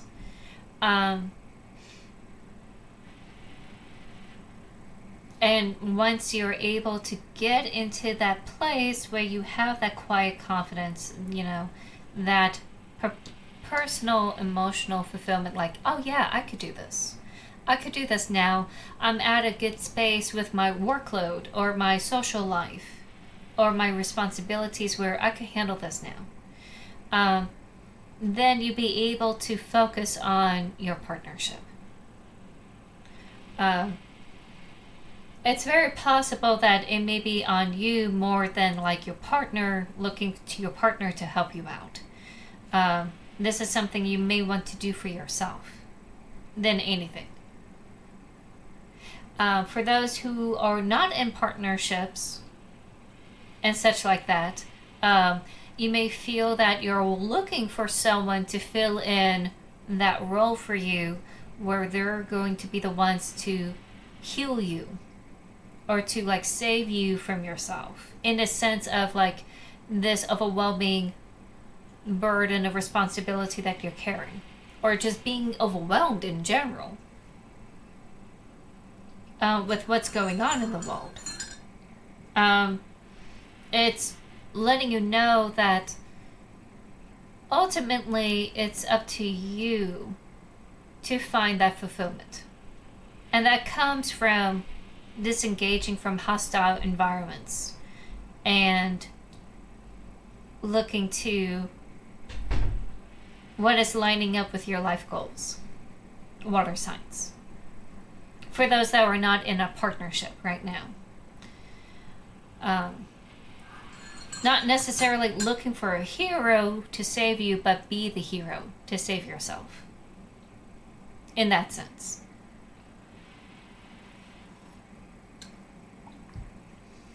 Okay, so that is your passion and drive. Let's look into your intuition.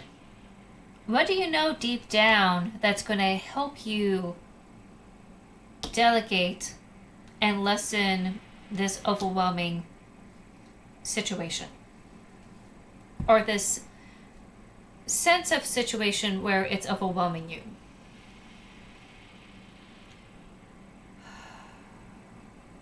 Five of Cups.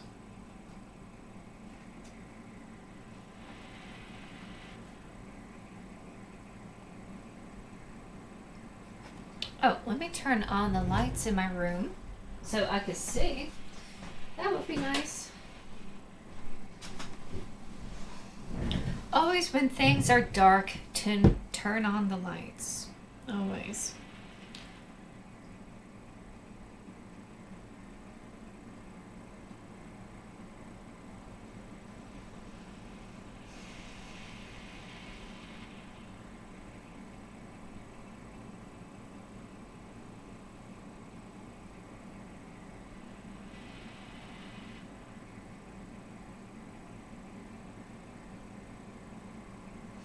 Okay, so with the Five of Cups being upside up,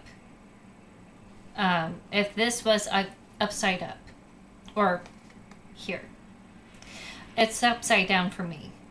With it being up, usually it's about grief to the point where you don't see the good things in life. When it's in reverse, it's moving on from that grief, that isolation, and returning to the stability of life. It's coming back to life here. And that's the Five of Cups in reverse. With it here in your intuition, it's letting you know that you took the time to isolate yourself,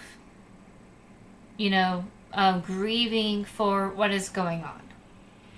This is part of grief, this overwhelming burden that's going on.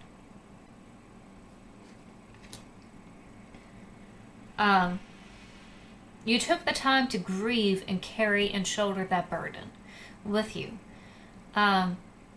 It's letting you know that deep down inside, you do have to return back to some semblance of normalcy, at least what is normal for you, and move on from that loss. Now, it usually indicates a loss of a person with the Five of Cups, but I think more than anything, with what's going on, nationwide, is the either loss of a job or loss of, hey, I sign up for this contract, I put this money down, now this promise has been broken, and I'm left holding the bag. There's that too. There's also the loss of, the policies had changed on us, so the rug has been pulled underneath our feet. There's that loss too. There's the grief of losing something that we had hold on to, that we expected to stick around, upheld its promise, to us. Deep down inside, it's letting you know, as you are trying to delegate and pick and choose where to focus, it's giving you this assurance that there is a light at the end of this tunnel. That there is a way of moving forward. You know how to get there deep inside you. It's just a matter of walking to that light.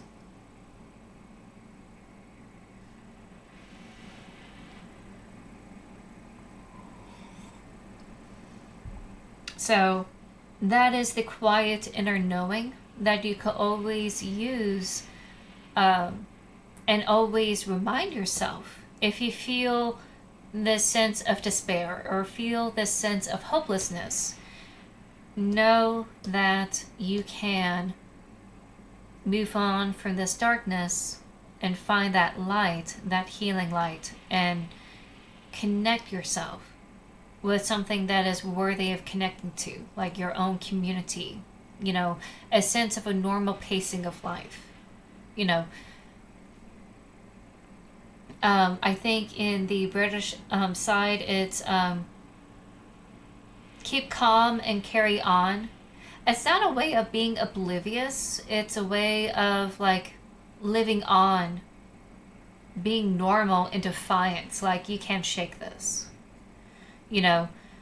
I'm going to go to the grocery store. You may bomb the crap out of my home, but I'm going to go and get bread. I'm going to get food. I'm going to continue on living. I'm going to live my life. So that type of knowing, using that as encouragement is also a good thing.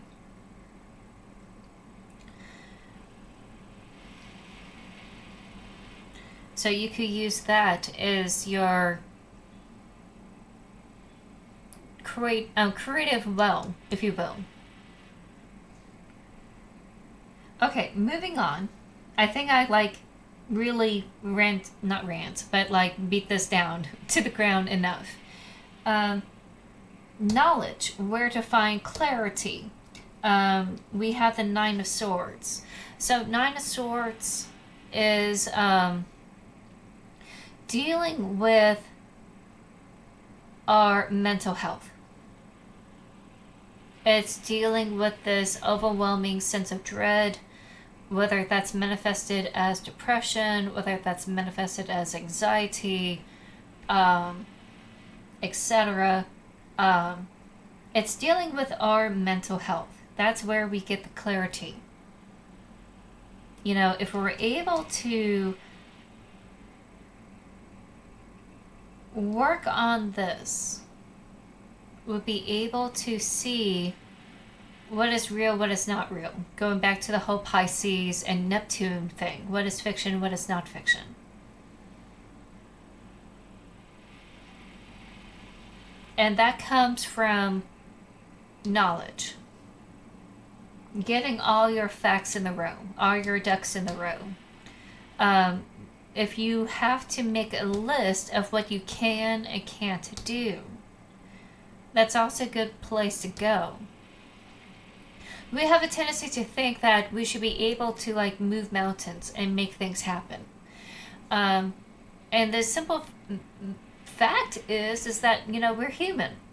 You know, we're not Superman. We can't do like, we don't have superpowers. We can't do a whole lot of stuff. And we always feel bad about not being able to do that. But there's nothing wrong in being human. You know, we have to be gentle with ourselves. We have to give ourselves some measure of, you know, leniency. Of like, okay, I could only do X amount because I only have the spoons today to do X. Don't push yourself. It's okay. There's always going to be tomorrow. So if you have to make a list of what you can and can't do, that's okay. Be sure that it is done in a very realistic point of view. Journaling is another way of doing it. Since this is a swords card, it's about communication. And when we get stuck in our headspace, we have a tendency to spiral because it has nowhere to go. You know, there's no traction to get the car moving. So to help you with that, journaling, especially burn journals, that's becoming very popular now, where you get all of your thoughts, no matter how wild it is. Put it on paper, you know, toss it in the burner. That way it gets it out of your system. But also understand where this is coming from. Is this coming from doom scrolling? Is this coming from spiraling, or is this actual fact? You know, let's go ahead and suss out what is true, what is not true. Let's not go to the extremes here. You know, try to keep it grounded, so to speak. So if you want to gather more clarity of this situation, how to like alleviate this, tackling this part of your life will help. Last but not least,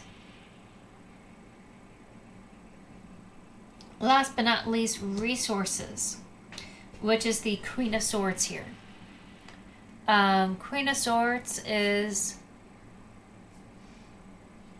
it can be a person, so it's someone who has the wit and knowledge and also the intellect of sussing out problems, really good critical thinking skills, someone you could rely on to like cut through the crap, so to speak, bring clarity and light of the situation, very analytical.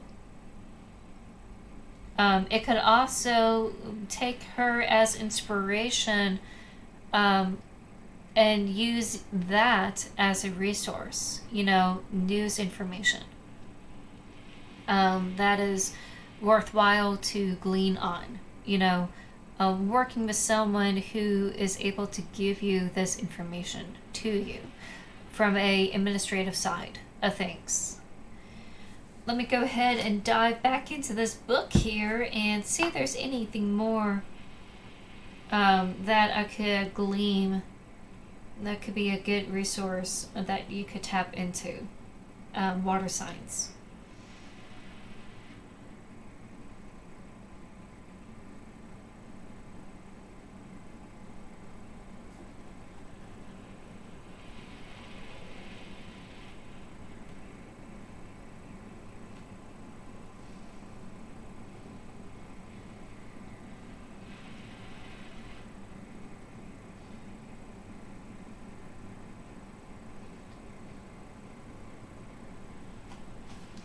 Okay, so let me go ahead and read this out for all of you water signs.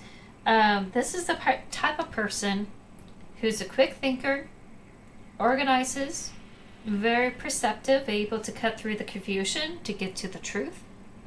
Like I said, very analytical. And also compassionate. This is someone who's upside up, who's taking a very compassionate stance to her knowledge. She has ethics and tried to reach for the truth. Very judicial, if you say. She's very closely aligned to the justice card, if you will. She's able to weigh decisions as a matter of fact. She's also able to resolve emotional issues and motivations in a very clear and direct way too.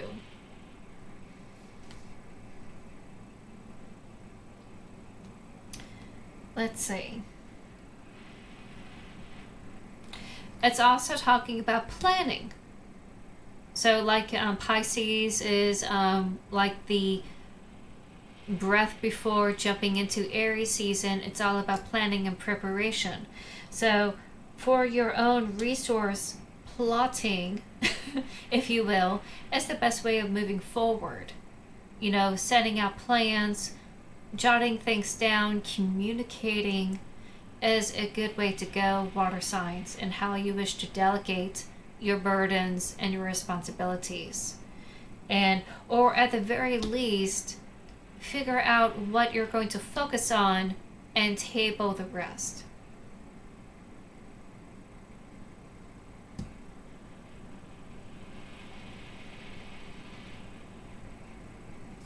So this will help you cut through. This will help cut through the confusion and the anxiety that's going on here. And by doing so, I think everything is going to fall in line like a domino effect. So to wrap it up, water signs, focus on what is going to be fulfilling for you. Deep down fulfillment. And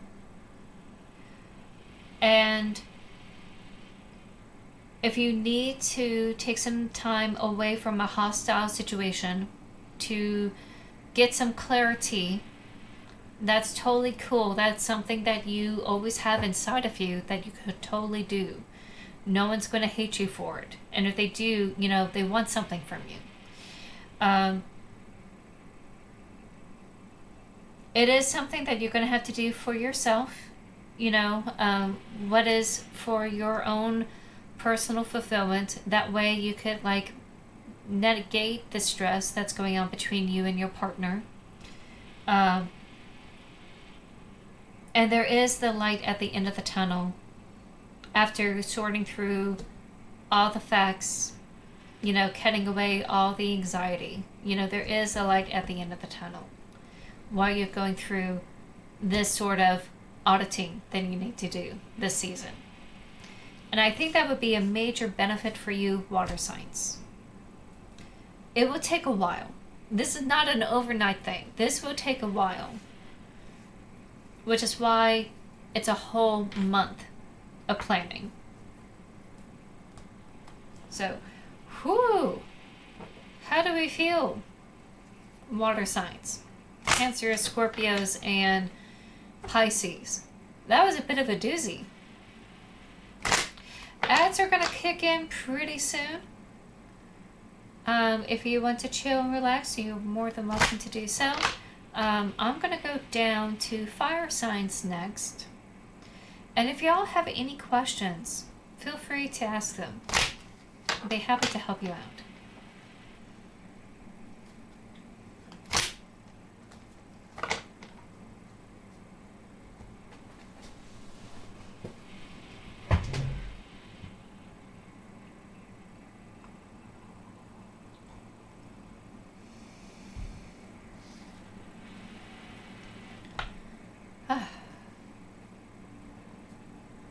Okay, fire signs.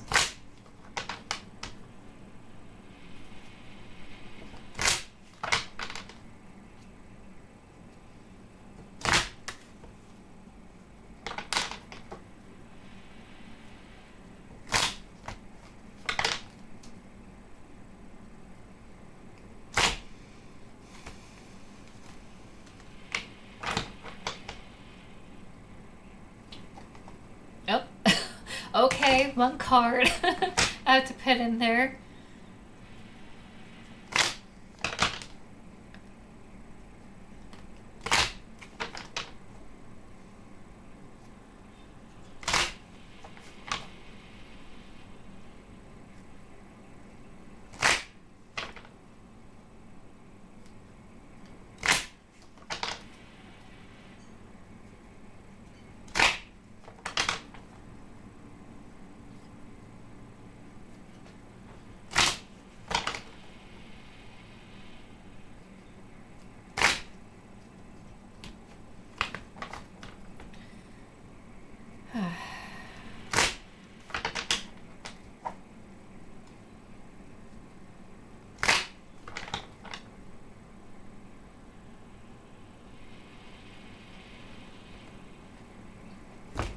Okay.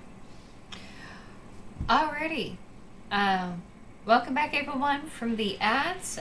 This reading is going to be for fire signs, so Aries, Leo, and Sagittarius. We're going to examine kind of what you need to work on or focus on, how to like manifest what you want to manifest, or at least suggest what you need to work on for this Pisces season. Okay. Okay.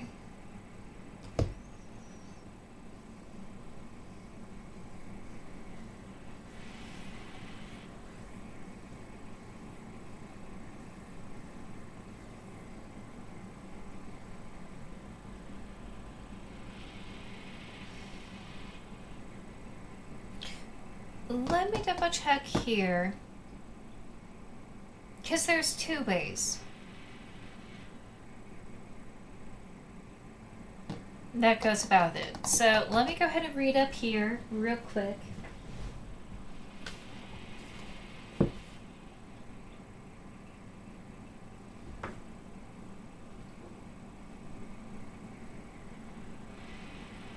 Now, hold on.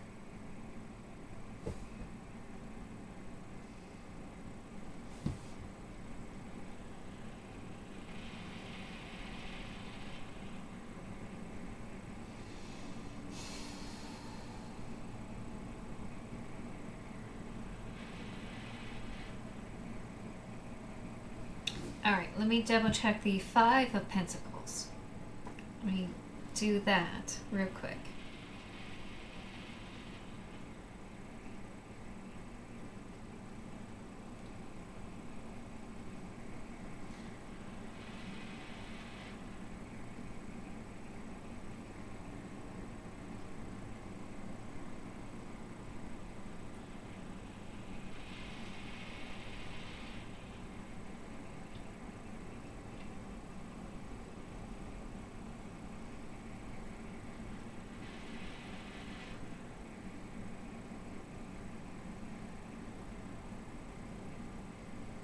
Okay. So, fire signs, it's acknowledging that there's hardship with the Five of Pentacles and how to navigate through this hardship. And it could be financial hardship, which is what we, typically see from like Pentacles. It deals with money and resources. It could also be hardships on a different level. Like things that you put down on its foundations that just like, it just poofed, it disappeared. And it's going to cause a lot of issues with you and your family. That type of thing. And, it does tie with finances. It could be like someone dealing with unemployment. It could be dealing with, changing jobs. I know a lot of people just got fired all of a sudden, or accidentally fired, have been let go, and they have to do other things they wanted to do. We're seeing this here with these two cards. in my point of view, it's all upside down, where you're dealing with this setback here on the top. This is your source of power. We'll get to this in a second, why this is going to be your source of power. You're dealing with this defeat. You've been knocked down, and you're, kissing the ground, which is dealing with this hardship here. This major setback, okay? And this major setback has been created by this type of person who resembles this King of Wands in reverse. Someone who's very impatient. Someone who's very temperamental. Doesn't have the tact or grace to be diplomatic, or at least wait upon others for procedure, that type of thing. That can be, in a way, a source of empowerment, where it's going to fuel your fire to say, you know what? Because you created this situation for me, I'm going to do something else. I'm going to pivot. I'm going to take this as an opportunity to do what I want, where I want to go. A lot of people who were let go last year from all these tech companies turn around and use their severance pay for personal projects, personal businesses, or came together to create individual companies or tech companies, or provide their services for other companies that would benefit from their use. So you could use this as a burning fire, if you will, going up with a fire analogy, to use that as a form of fuel. Use spite, if you will, as a fuel. As a way of you know what? Enough said. I'm going to go and get up on this plate. I'm going to shoot my shot and do what I want to do. I'm no longer tied to you. I'm going to do this. That type of thing. Using that as fuel instead of defeat. Flipping it around.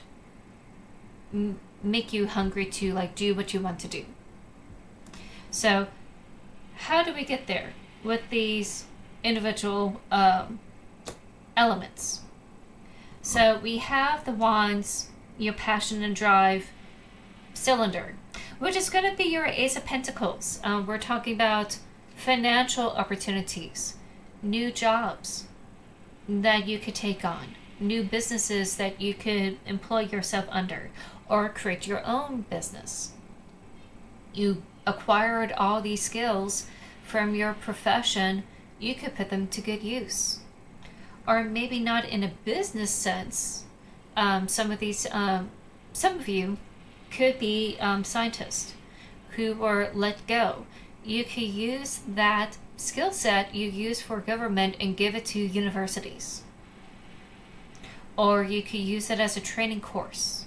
Or you could be a expert advisor for a business that is in tangent with what you used to do. For instance, someone was let go because they were helping salmons, have conservation, and trying to guide the public how to have better salmon yields. Even though that was part of the government house, that could be used as through a fishery business that deals with salmon growth to continue to accrue, harvest from the salmon. You can use that knowledge that you had acquired about salmons and, like, their growth cycles, their life cycles, how they live their life, to, like, in a different means that's more beneficial.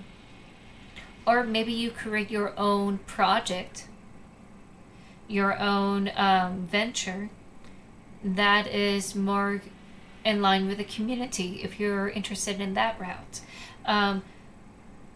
Just because you were let go from this business or from this company or from the government, or whatever setback you have gone through, there are opportunities that you could look towards and use that as your drive.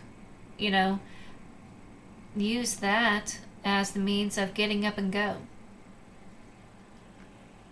There was more than one way to skin a cat. Let's just say. I'm so sorry. I'm just so tongue-tied because it's just so dry here. I really apologize.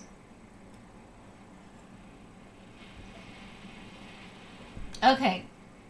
So that's aligning with what's going on here. Flip the script. Use that as fuel for your fire, because you do have opportunities for you fire signs. Four Swords is in your intuition cylinder, and that means resting, contemplating, planning, but definitely resting. You can, if you want to, take this as an opportunity to heal up. Possibly the position that you were in kept you running like a dog. You never had a chance for a vacation. You never had a chance for I'm sorry, Brie. It is fire signs. But, like, have a chance to rest up and heal. Get your fire back. You probably had dealt with burnout. With whatever you were dealing with. This, kind of situation that you suddenly were unemployed. I'm going with that route here, assuming that it is unemployment as the setback. It could be other setbacks that, like, could endanger your finances. It's okay to rest. It's okay to take a moment, assess the situation. I know that us fire signs, we like to go, go, go. You have that quiet knowledge, that inner knowing of just stop for a moment. Just take it easy. Have that vacation that you denied yourself, or they had denied you from having. Reward yourself. Like, even though they don't appreciate you, you should appreciate yourself. So that is always there in your back pocket if you ever need it. Knowledge, where to find clarity. We have the Magician upside down. Funny enough, this is the Magician spread. With this being in reverse, it's talking about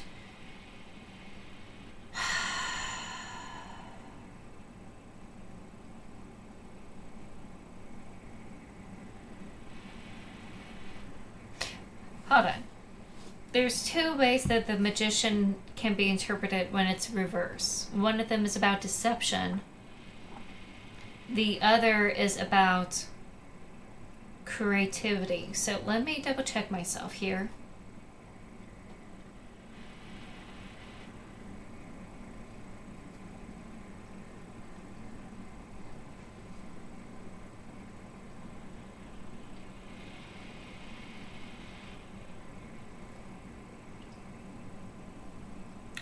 Oh, okay. So it's like reiterating the Four Swords. It must be a sign. Oh, goodness.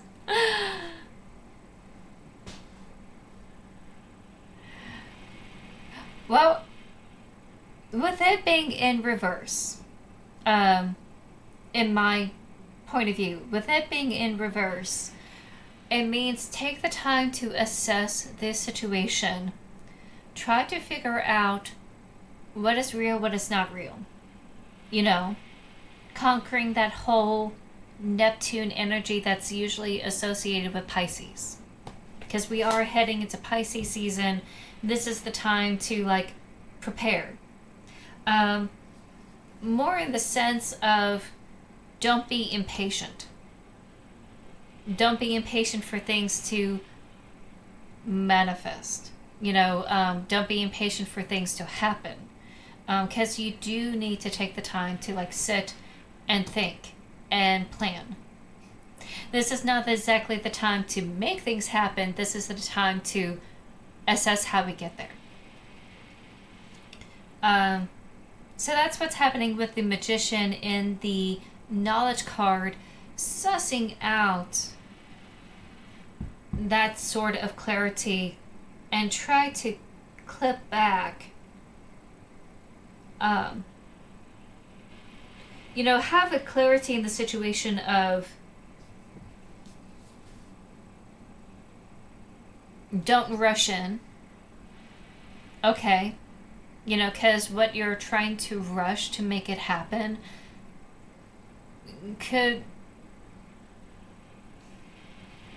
may not be manifested in a way you want it to manifest. Okay. It's okay to slow down, which I know that's hard for fire signs. It's okay to slow down and let it percolate.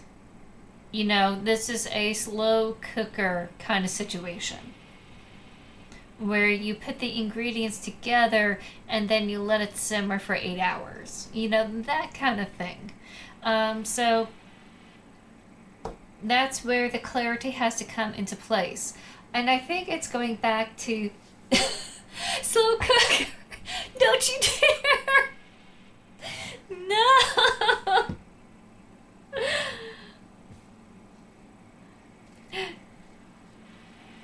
But, you know, it's kind of like reiterating what's going on here, which I know that's hard for, like, fire signs, but it's going to help you navigate and suss out where to go.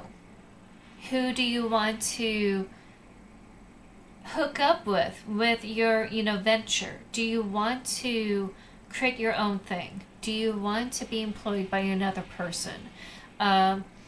Where do you want to go from here? You know, don't jump just because you're desperate, okay? I know this is not easy for everyone to deal with, okay? It's scary. It's really scary. But it's just letting you know that you can chill for a moment. Pick the ones that's actually the best benefit for you. Okay. It's okay to be choosy.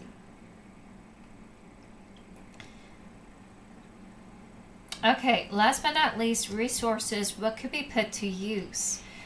So again, it's also cutting through fantasy versus reality. You know, the theme that's going on with Pisces. Except it's going to be under the Knight of Cups flavor.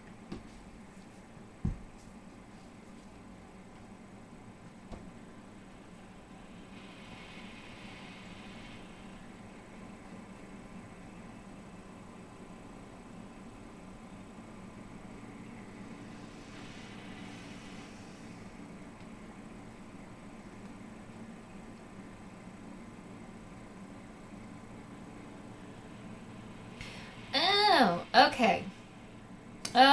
Okay.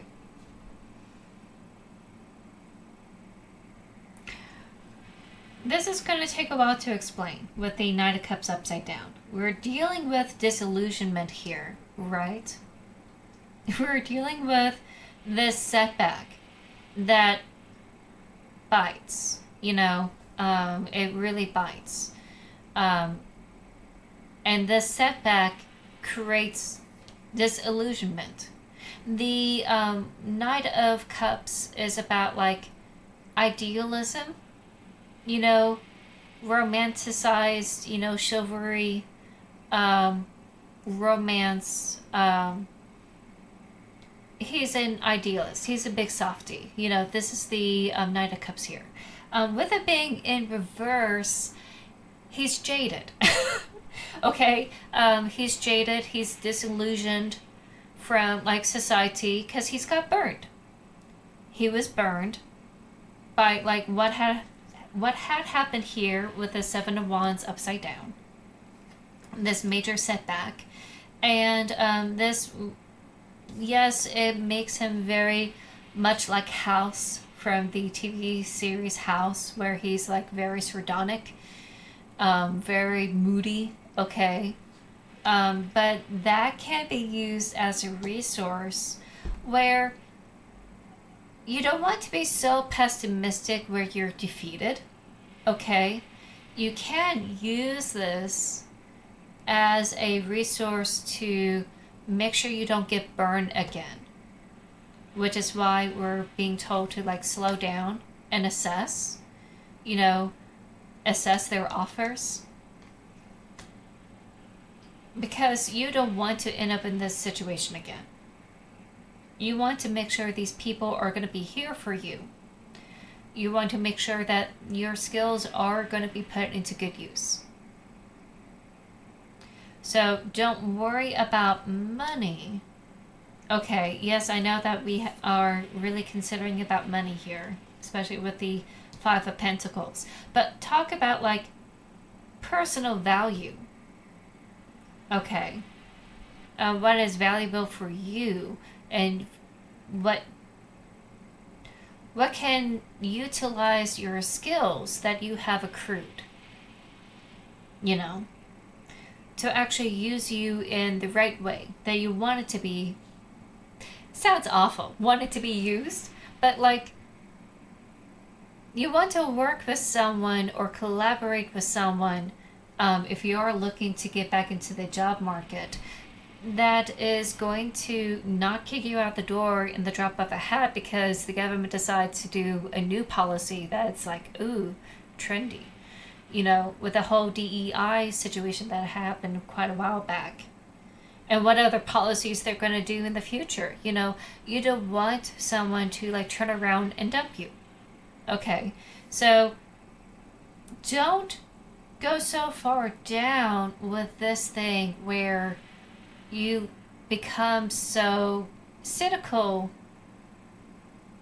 and become nihilistic, where you romanticize defeat. Okay, don't be so defeated, from all this. It's okay. It's understandable where you're coming from. Use this as a resource to understand, I know my worth. I want you to value me. What do you got? That kind of mentality. And yes, that does mean slowing down, pick and choosing what they're offering. But it's worth it. It's worth it.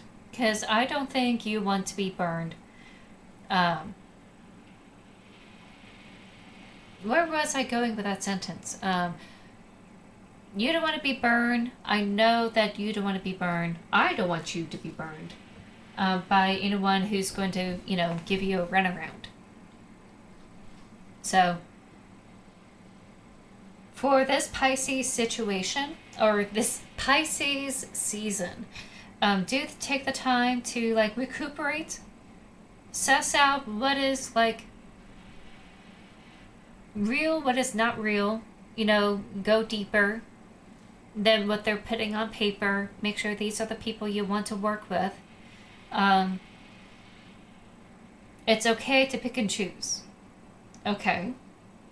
A lot of places, say Target, we thought that Target was more progressive because of how they were advertising, lining up with the LGBTQ. And then they turned around and just decided to knock out the DEI because now that's trending. And it's a real rug puller.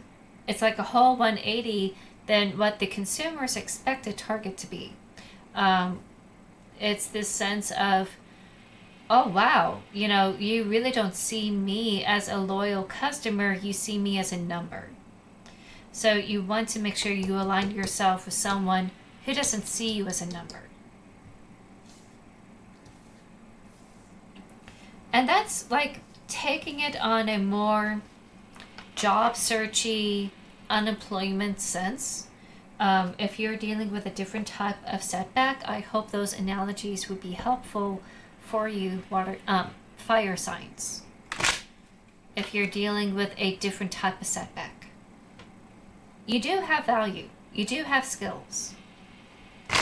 And I don't think you should fool yourself with that. With the mindset that, you're worthless, because you do have worth.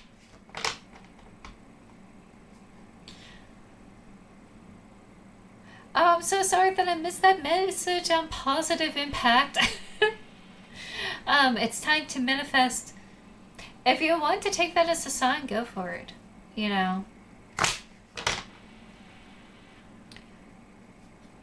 These group readings are taking a while, so if y'all were needing personal readings, I apologize.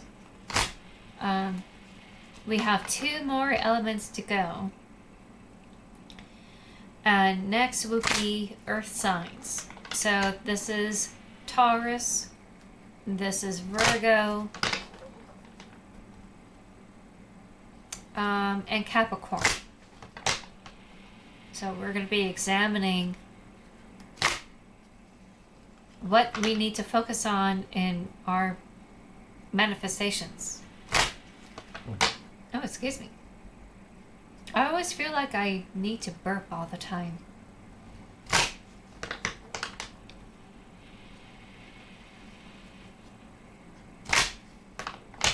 How are y'all feeling from that reading?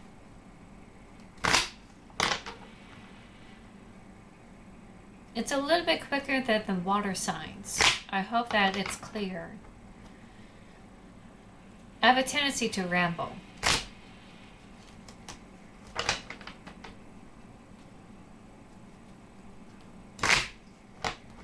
Oh, and ads will kick in a minute. Just letting y'all know. A little heads up.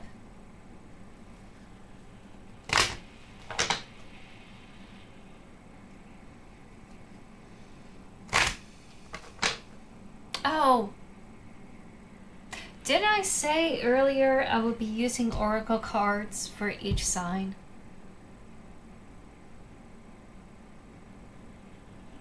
I'll do it at the end. I hope y'all don't mind. I'll do that at the end, in case no one asks for personal readings. I'm sorry, everyone.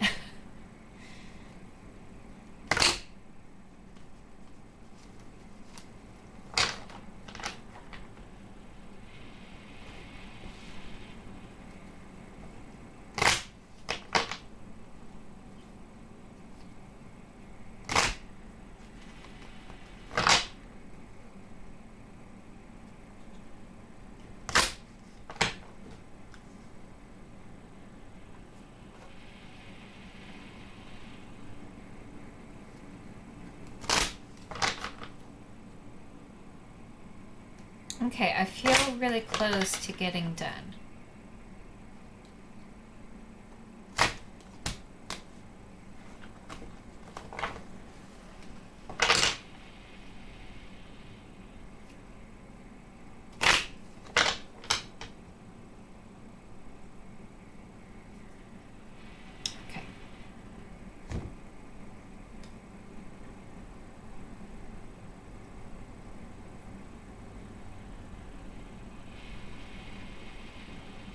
Okay, so now it's an oopsie. It's supposed to be on there. Okay, we got the Justice card for Earth signs. So that's our muse. This is our resource. Our fire. Our water. Our air. Our earth. Last but not least, combined What are we focusing on? What are we fixing?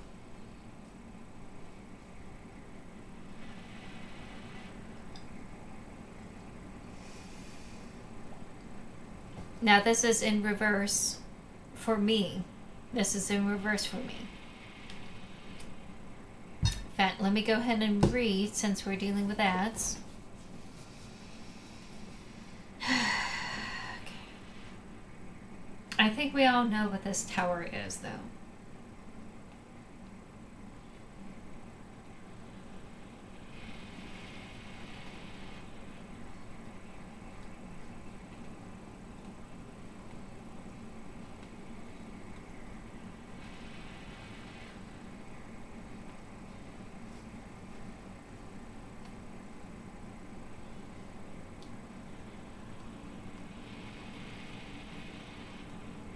Avoiding danger. Okay. I think it's about avoiding...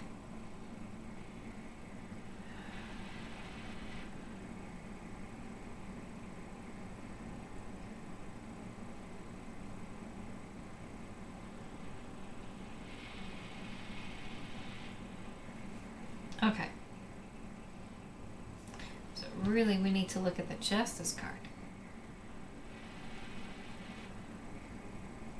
I don't want any of you Earth signs to panic. If you're back from ads, do not panic. This is in reverse. Just letting you all know. Don't panic. Have a blanket. Don't panic.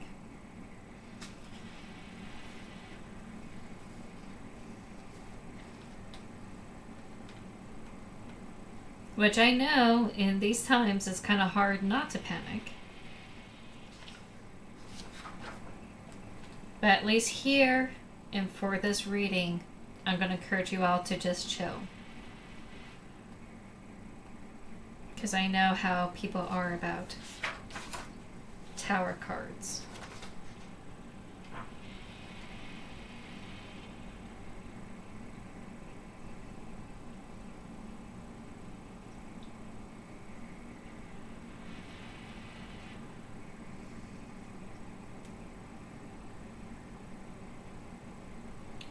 Okay.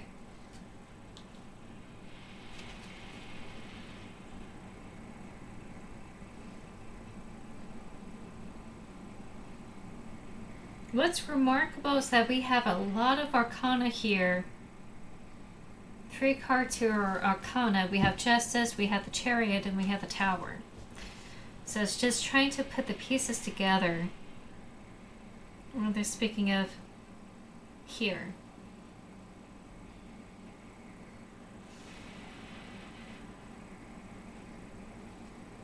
So let me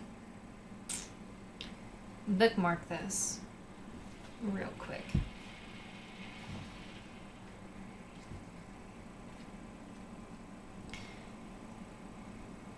I personally think of all the elements, you might be able to do something. Earth signs. Like in the previous readings, it was like fire signs to get up and do something. And that's calling upon you, Earth signs, to do something.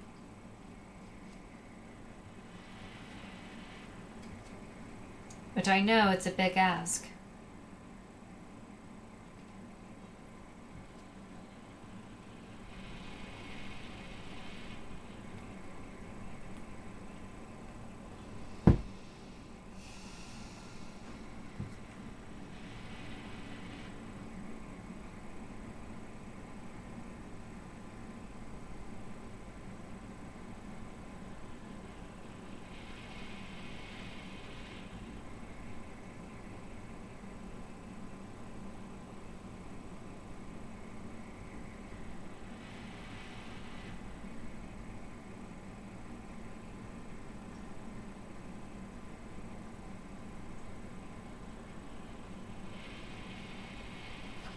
Okay.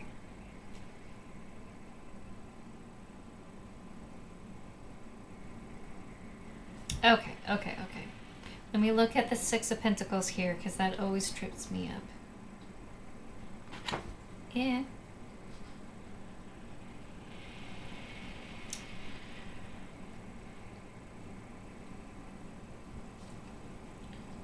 Because I think...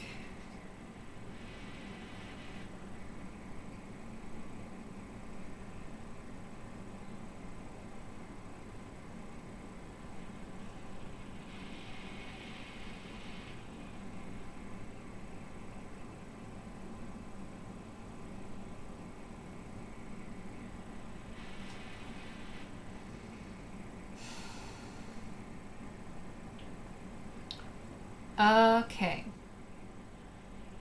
I think I know what's going on here. Okay, so let me double check the Chariot.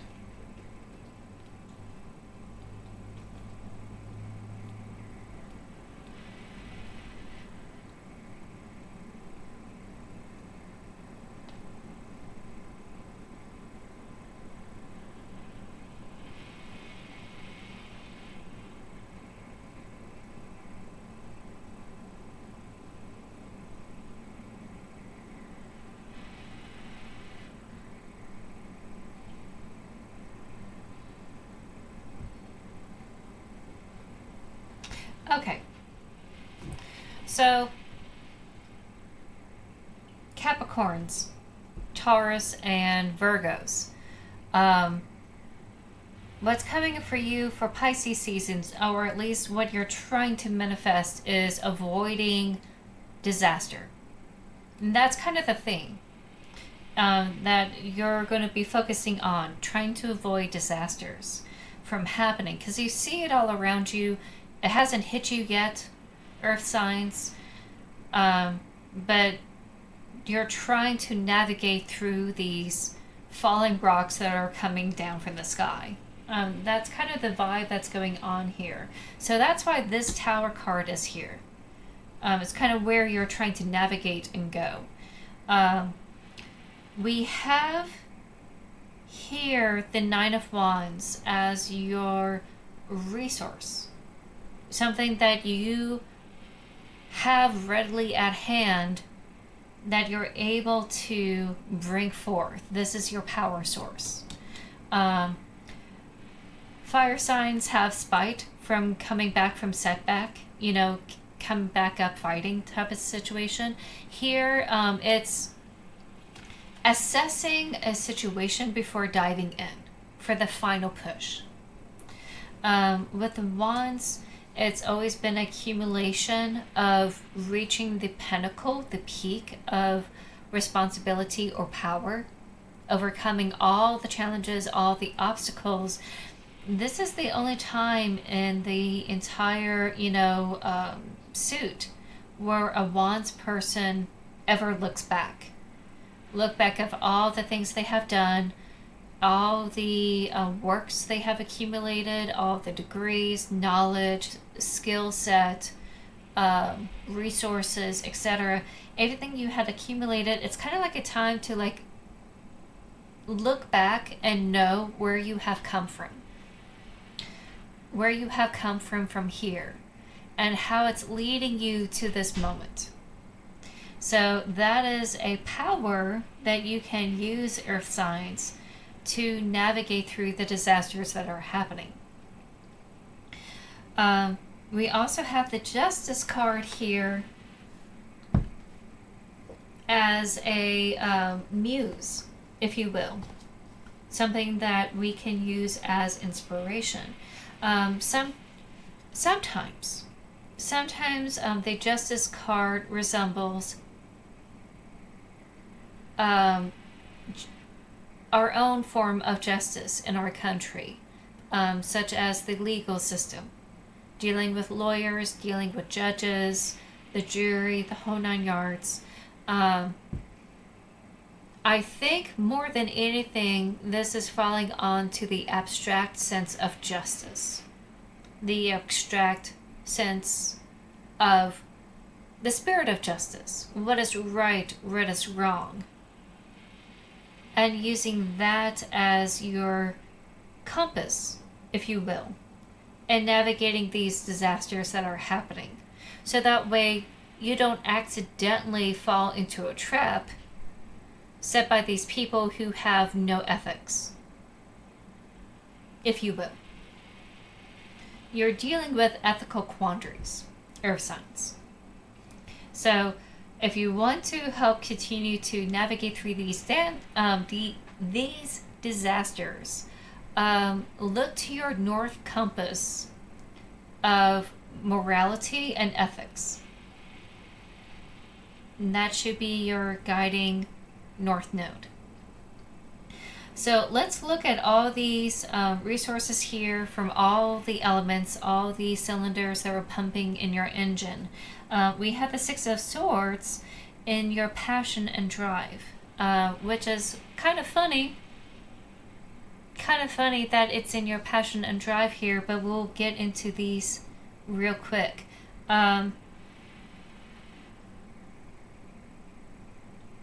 I don't think you're the type of person that usually like runs, okay? Usually earth signs want stability and want to like stay put because it's expensive to move, okay? And all the different layers of what moving could be. It's letting you know that you could use navigating from a hostile environment to a more stable environment as your source of drive. It's one way of avoiding a disaster if it's toxic. If it's so hostile where you can't see straight. If you know that things are going to go underwater, so to speak, because of the type of people that are there. It totally makes sense to have that as your personal drive. You know, the fuel for your fire. To find a place that is going to be well receptive for you and your family. Or like you and your business needs. Or whatever that need is. And trying to avoid whatever disasters that may come. Intuition and gut. You know, your gut is letting you know that you're going to have less income. Okay, this is just validating what you're feeling. You know, it's this sense of like, oh, you know, this person is going to get fired. This person is going to lose their job. I could be next. You're not entirely wrong in that sense. Okay, there's massive layoffs that have been happening across the entire country in most sectors, not just government but also education. We're seeing that in businesses as they're trying to align with administration. It's major fundamental changes in different sectors of our lives, you know, whether it's retail, whether it is in universities, whether it's out in the fields with, you know, farm situations, you know, or like say like administrative, you know, bureaucracy. There have been massive layoffs that have been going on. So if you feel like, ooh, I could be next, don't dismiss that. Okay, you're not entirely wrong. Okay, there's nothing wrong in trying to find safer waters, if you will, and navigating through that. So trust your gut. Trust your gut in knowing that, ooh, I need to get to a place where I do have a steady stream of income. I do have a place where I'm not going to be kicked out of the door. Where to find clarity. And it's going to come down to how well you handle your emotions. Emotional regulation is going to be key in how to keep a calm, clear focus. Because it's easy to like scream. Okay, it's easy to like get so emotionally overwhelmed and feel erratic that it's kind of hard to see straight. So where to get that clarity in order to like see straight as you navigate through is kind of managing your emotions and regulating it. So if you're feeling angry, find a place where you could deal out that anger in a very safe way, like punching your pillow, taking walks, writing it down in a journal is one other way. Also, like, if you want to vent with your friends and family, it's okay to vent. Whatever you need to do to help keep your emotions in check, because it's kind of easy to do. It's kind of easy to do, like, get really so overwhelmed. You kind of have this emotional breakdown. Or get so riled up you don't see straight. Okay. So just keep in mind that once you're able to find a way to kind of have a rein on your emotions, you know, a rein on your anger and a rein on your like despair or like any sort of extreme end of emotions here. Once you get that reined in, not necessarily snuff it, okay? Emotions are good for you. You know, it shows that you're human. I'm talking about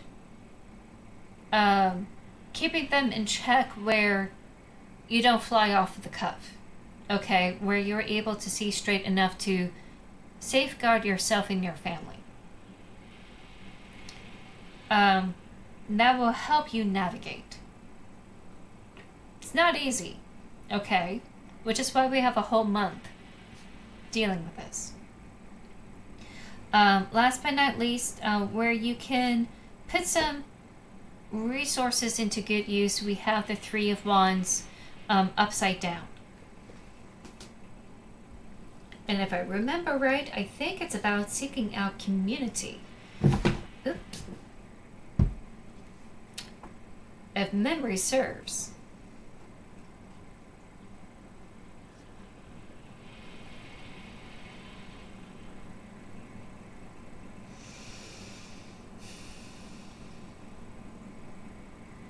Oh, okay. Nope.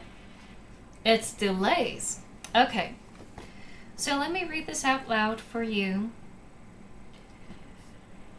This usually represents delays or in your plans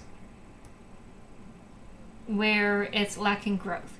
Okay, so just letting you know there will be delays and hiccups. We are, if we were not in it already, heading into a Mercury retrograde, which is fun on top of everything else that is going on. They suggest it is generally beneficial to return to the previous card, the upright Two of Wands, to decide which path or approach to goals is most appropriate. Calmly, which I know it's hard, but calmly, consider all options, and then choosing one inspires you to act and achieve your objective, which is avoiding disaster.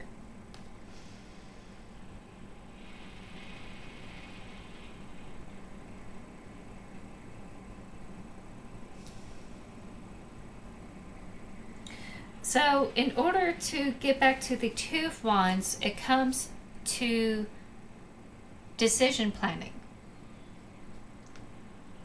Coming down to choices. Where do you want to go? That's going to be fulfilling for you.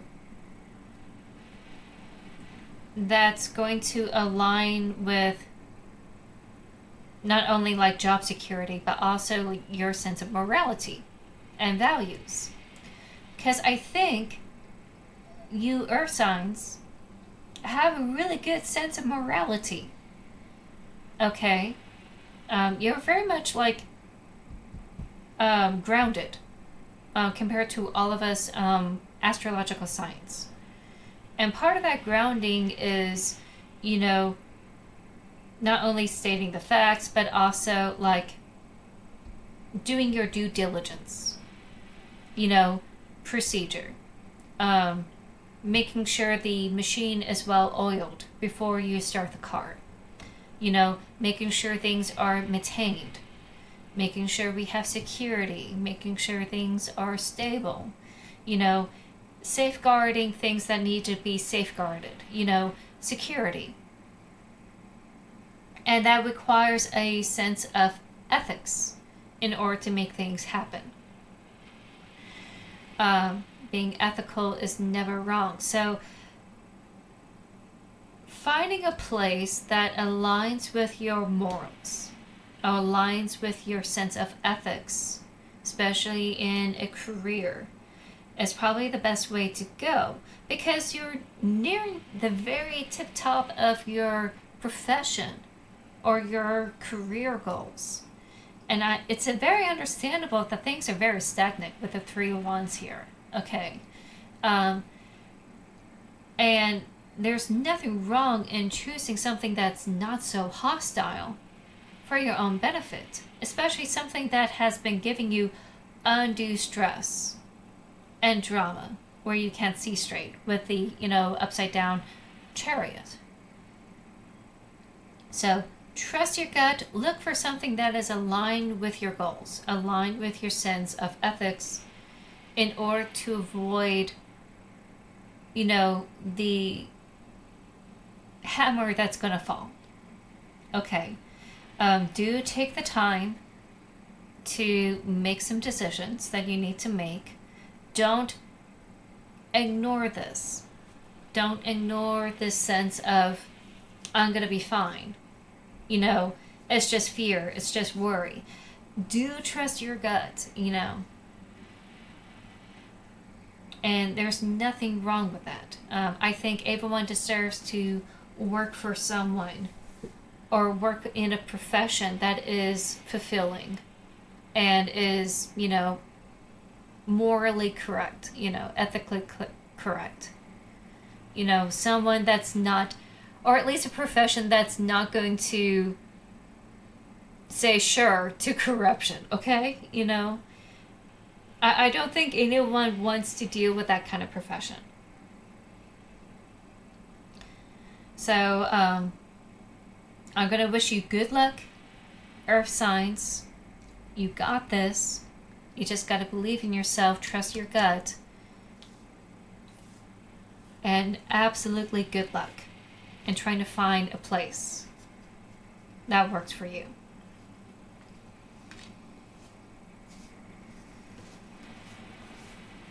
Okay. Last but not least, it's air signs.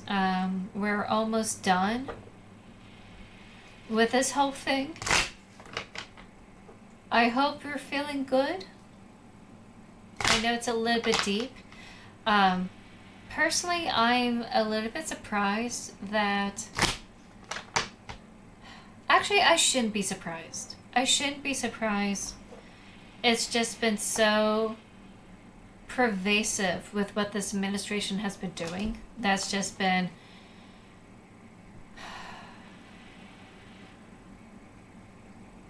Nothing is spared. It's just really hard not to ignore it. And I guess, that's why it's showing up here in these readings. I never had seen these readings so unified as the cause of what's happening with everyone.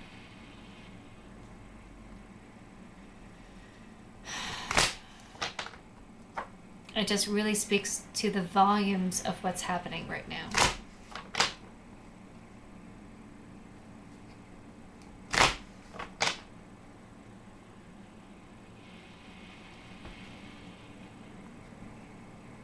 Okay, air signs. So air signs are Geminis, Libras, and Aquarius. Oh, another one.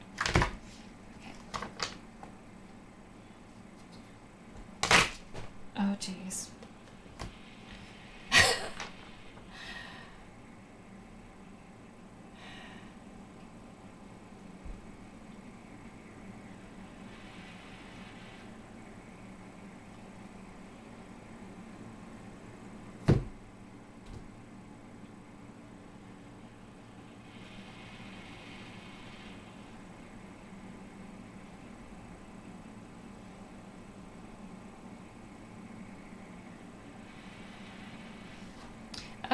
I'm almost there. I'm going to do one more shuffle.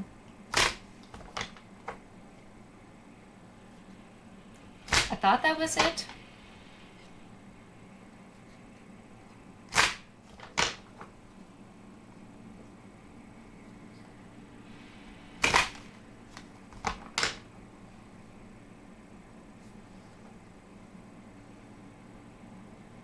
Yeah, this is it. Okay. So we have the upside down magician again. We also have death. Fun. Also, two arcanas right off the bat. Aren't we lucky?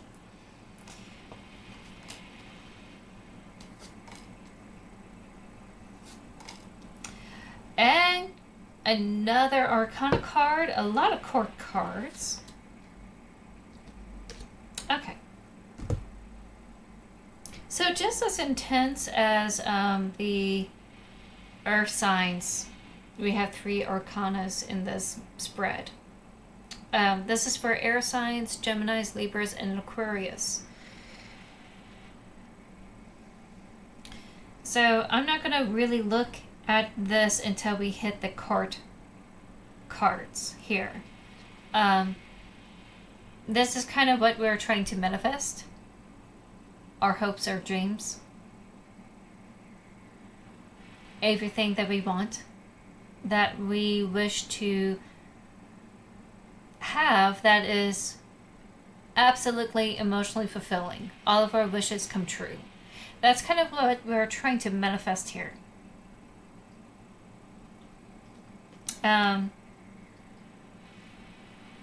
We have the magician upside down.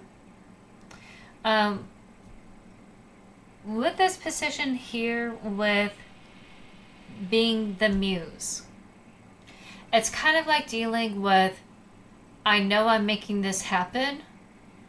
I know I'm trying to make this work. I'm just not seeing the results of the work. That's kind of what's going on with the magician being in this position. We're just very impatient in making things happen. And it's also asking us to suss out, reality from fiction. Also, getting the facts check, that kind of thing. In the sense of dealing with, yeah. Not rushing into anything. Read the fine print. Making sure that it is lining up to our goals. That's kind of the muse we need to take on. I know we want to create things, but we need to do so with clarity. So ads are going to kick in real quick. I'm just going to do this real quick because, I haven't done that in a while. Good.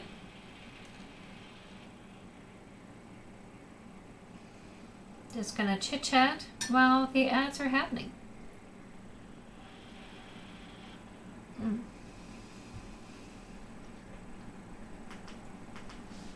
There we go.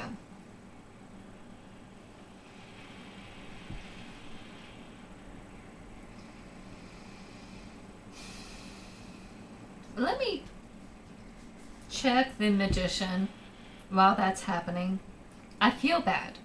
I feel bad that I'm not being clear on the magician in reverse.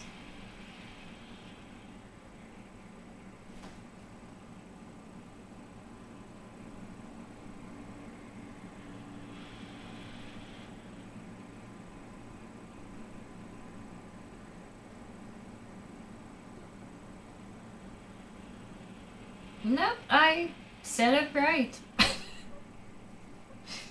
Nope, I wasn't wrong. I wasn't wrong. It is this feeling of being frustrated that things are not going your way because of the disruptions that are happening. And also making sure that you're not rushing into a situation. So I was right. I was right. I shouldn't doubt myself. That's what I get for doing so.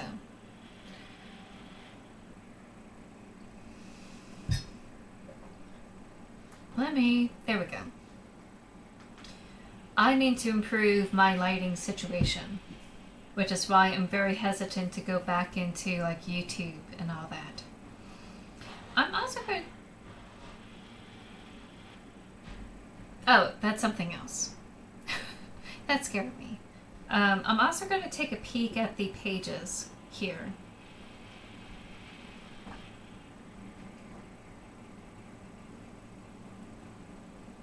Oh, we're back from ads. I don't think I have the time to do that. So let me go ahead, bring your focus down.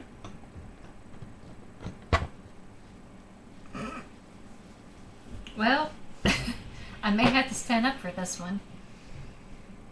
Or not. Hold on. There we go. Okay, good. We made it. Yay. Alright, I took a peek in the book. Yes, it's about not rushing into anything because we are impatient about all the setbacks or delays that are happening in trying to make something happen. It's also a warning of don't rush into things. Get all of your facts before you do, so that way you're not deceived by someone who is taking advantage of your impatientness. A lot of, quick money schemes or anything like that. So that's the type of muse you have to go by. Your sense of power, your source of power is transformation, like a butterfly. You're coming out of your cocoon, becoming a butterfly. That is your power source. It's also indicating that you're transitioning from one type of life to another type of life. Say like for expectant parents, you're going from expecting to suddenly being the parent. Or going from like a couple that doesn't have any children to expectant parents to finally having children. If that makes sense. Using that as an analogy, there's different stages in one's life that happens. Like graduating from high school, going into a trade school or college or the workforce. That type of transition, it's a total rebirth. Something has to die and go away to make room for the new. It's like skin molting on a crab. But for you, Geminis and Libras and Aquariuses, since you're the air elemental, I like using butterflies for all of you. So that is going to be your source. Rebirth. So let's get into these here. Your sense of passion and drive is the Page of Wands. In fact, let me get the quick cheat sheet here, because I think that would be quicker. Okay. It's about new adventure. New adventure, new emotions to tap into, excitement, freedom, exploration. So that is going to be your passion and drive for all of you air signs. It's a sense of joy, of discovery. As you go into something that is unknown, you should enjoy the travels along the way. It's not so much as reaching to completion. Okay, it's the journey that gets there, right? That sense of joy as you explore new ways of doing things. That should help you get the sense of, oh wow, I'm going to make my wishes come true, Otherwise, you're going to finally reach to this point and you're going to be so disappointed, because you see nothing but hardships this whole time. Instead of just this climax of beauty and fun and happiness. What is your intuition telling you is the King of Swords in reverse. Usually it's dealing with someone who's very cruel and cutting, someone who is very argumentative, usually someone who has a tendency to think they're a know-it-all, likes to mansplain it to you. Not self-projecting here, okay? I'm not trying to put my stuff into this reading, okay? But you're dealing with someone who thinks they know everything, but they really are just a student like you. Sure, they had acquired some knowledge, okay, and trivia. They have all this trivia they had acquired, or at least they think they have everything all sorted out, but they're like a student like you are, striving out, learning things, testing things out. So instead of coming to this approach of this wonderment or whimsy that comes with the Page of Wands, these kind of people have a tendency to belittle others because they're insecure. That sense of insecurity that comes into play from not being that fulfilled.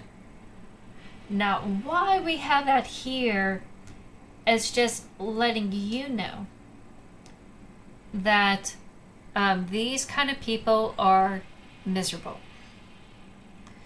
And there's no reason to listen to these kind of people. Okay. People who think they have all the knowledge in the world, that they think they could use these words or these facts to cut other people down, they're doing that because they're insecure.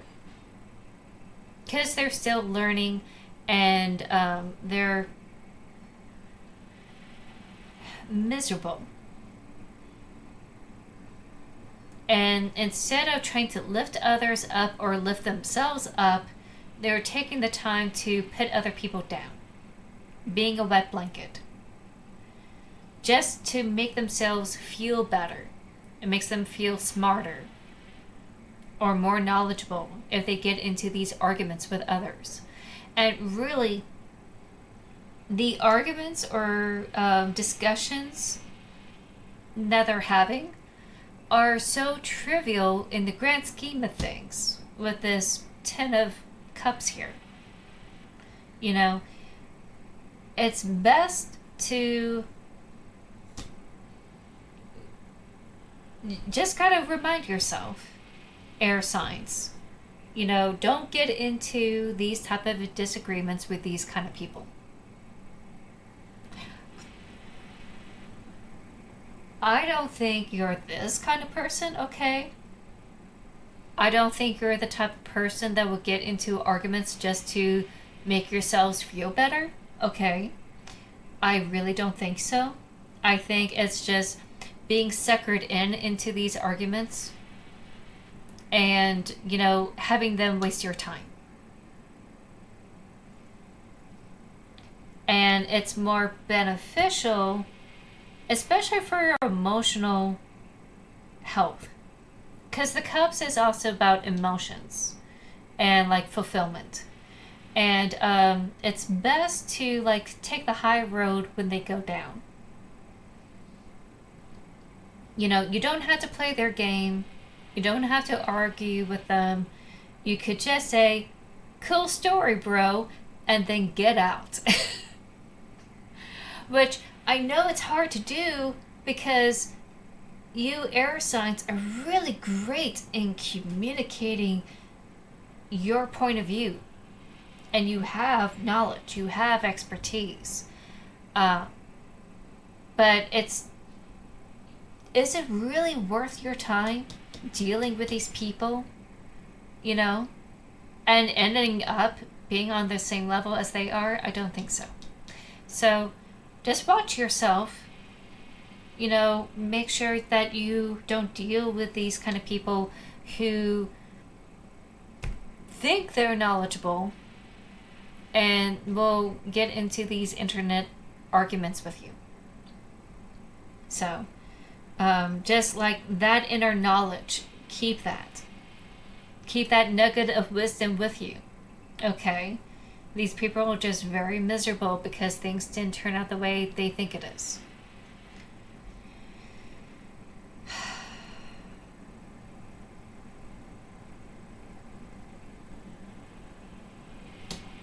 King of Pentacles in reverse. Clarity. Where do we need to go for clarity?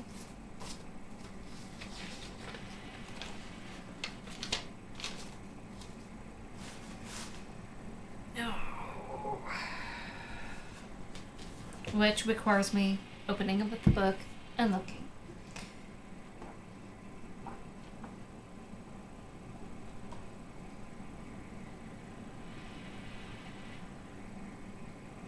Okay.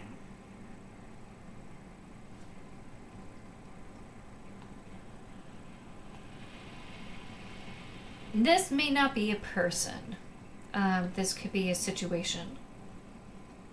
But it can be showcased through a person or a group of people.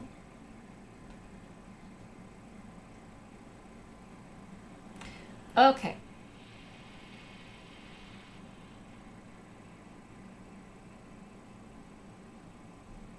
Okay, so when I talk about like don't rush in and trying to make things happen, someone may take advantage of it and deceive you, saying like, you know, let's make a quick buck here. This is the quick buck guy. So this is another warning. These are the kind of people that says, hey, I know a great money venture that you could hop on, that you can make loads of money. If you just sign this contract here, I'll make you rich. You know, that kind of thing. Okay? So, this is where you need to use your sword of clarity and judgment and cut through, not cut through the person, but cut through the chaff, making sure that where you want to go and fulfilling what you want lines up with something that is going to manifest what you want to manifest. You know, this is the person that like says crypto is good. Okay, or like offer Ponzi schemes. Okay, don't follow into these kind of schemes. Don't follow into these kind of traps. Even though we are rushing, trying to like make things happen, it's because we really want this thing. Okay, I know that we want to manifest all of our hopes and dreams. There are ethical ways to make things happen. And there are ways to make things happen, even though it's slower, actually make things come true. That is meant for your own benefit. And yes, that requires time. It requires time, it requires resources and cultivation of those resources. You know, it's going to be a while to accrue the stuff or the lessons that you need to learn to get to this point. Like education. It takes a while to educate yourself how to write a book, for instance. It takes a while to practice your art. It takes a while to learn the ways of business. It takes a while to understand social media on a business sense. What do you want to do for your dreams? Like, say, setting up a bakery, for instance. Look at zoning laws. Look at, websites that are going to be easier for you to, like, help the consumer purchase in your store. Where to create deliveries. It's step by step. Like little pebbles in the pond, and eventually you'd be able to raise the level where you could drink it. But it's going to take time to get there. So you want to make sure you don't accidentally use people or like situations that say, I will get you there quicker. I will get you there and make you tons of money. You want to avoid these kind of people. So that's where you need clarity on, if that makes sense.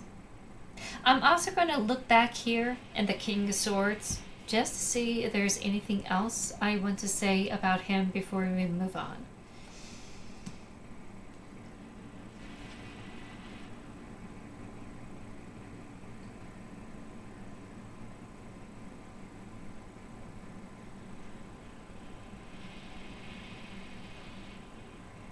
Oh yes, the reluctance for commitment. Okay.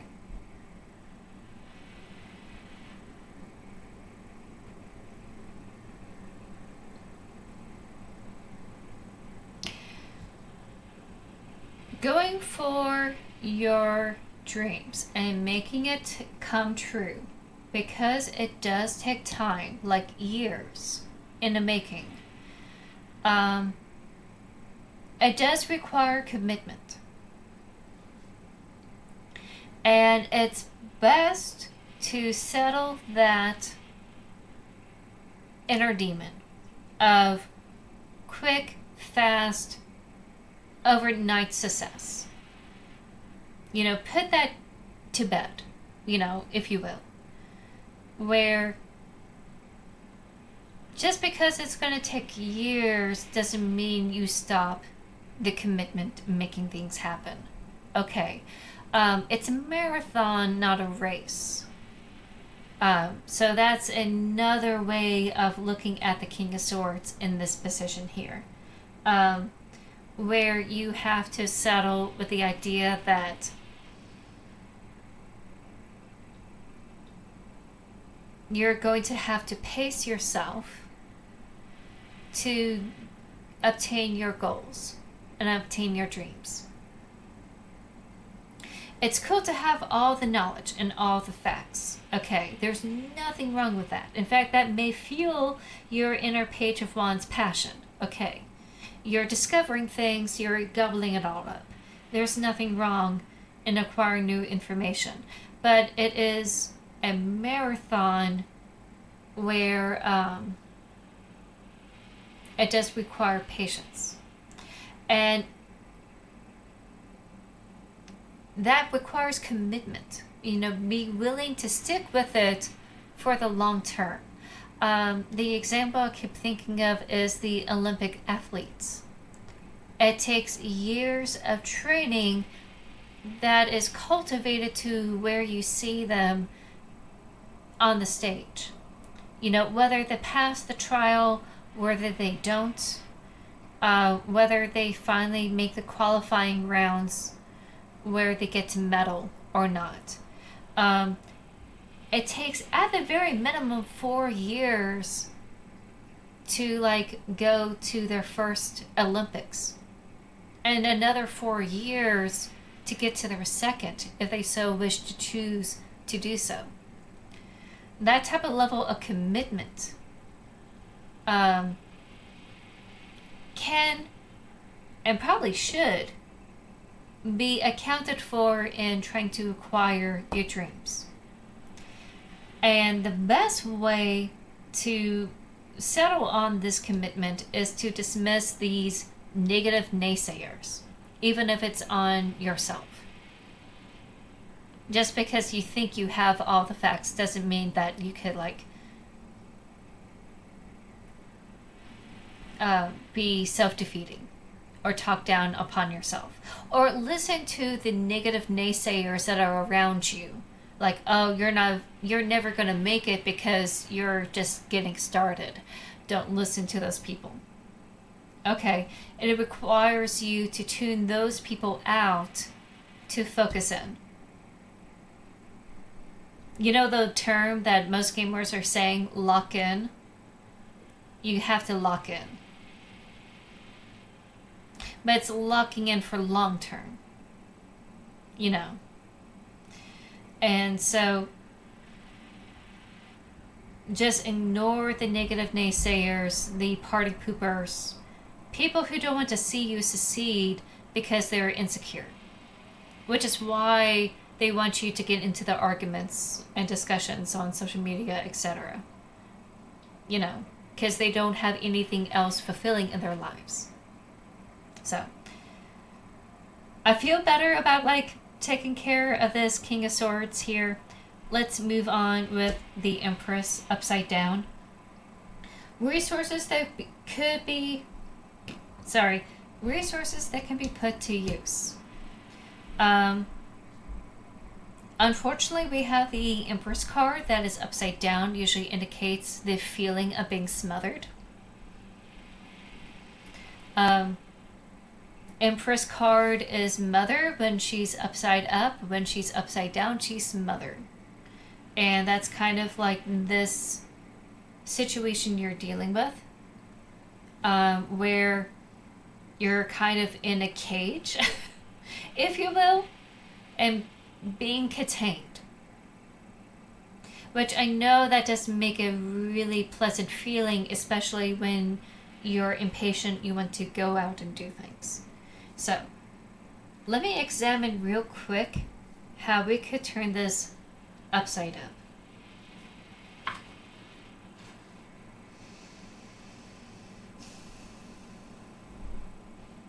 Ah, yes. Okay.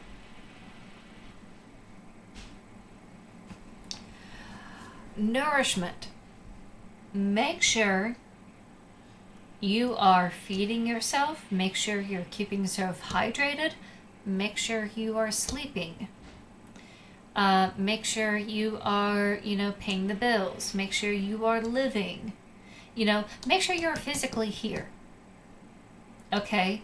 Make sure that you are not going to get sick, or at least take care of yourself if you are sick. Make sure that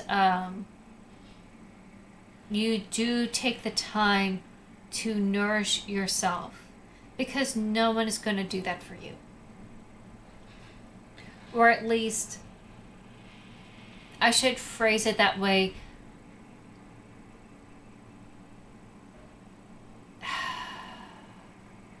You are your own boss.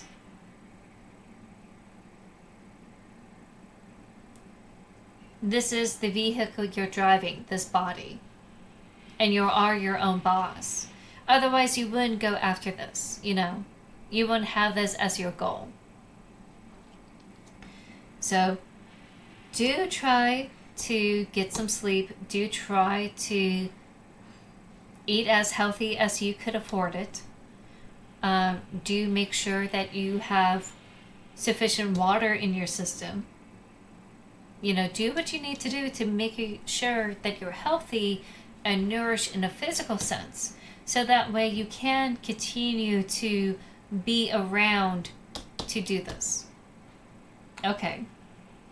That's one aspect of the Emperor's card that you can do to help reverse the sense of stagnation.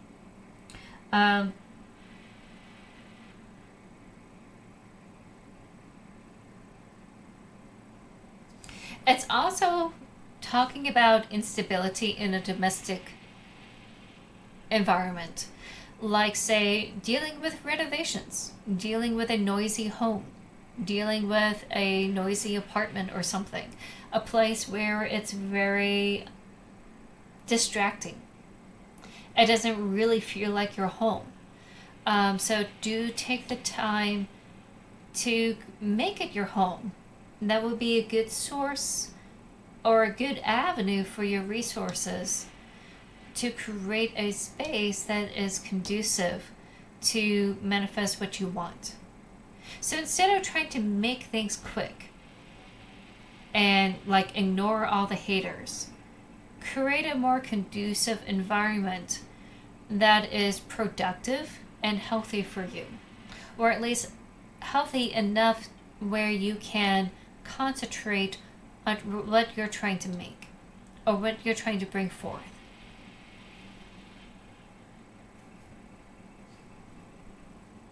And that's the best way to go. So enjoy the ride. Enjoy discovering new things as you go into this. Enjoy this scenery as you go. It is an adventure. It is a journey. And it is exciting. There's nothing wrong with it. It's really cool. This is why we go through multiple life stages in our lives. We get really bored with what we already had covered on the old ground. Okay? We already went through all of high school. We went through all that drama. Let's do something new with our lives now that we're graduating, for example. And also do take the time to create a space for yourself that is conducive to, whether it's meditation or whether it is a place where you could do creative work or any sort of work that you want to do. If you are going for a higher education, it could be setting up a study room or going to a study place where you can concentrate on learning and gathering information. That would be more conducive and beneficial for your resources than being taken in by these fast buck people or wasting your time with people who are gonna drag you into these arguments. So I hope that makes sense. Air signs, I'm sorry for the kerfuffle on the King of Swords. I should have been more clear, but I hope that all makes sense now.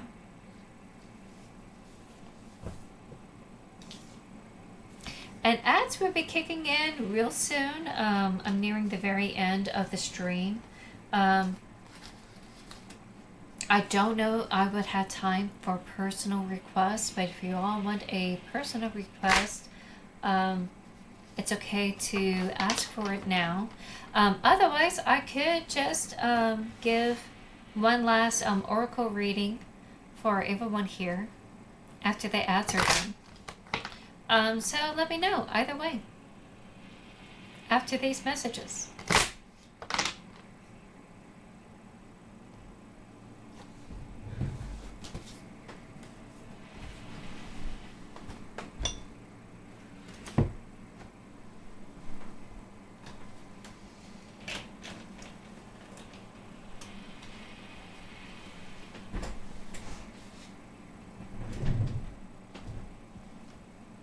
And I'm going to take some time to drink my coffee.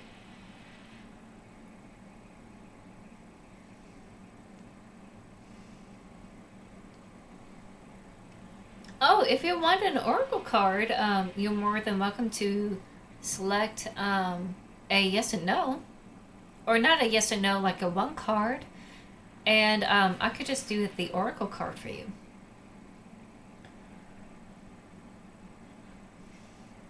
That would be quick.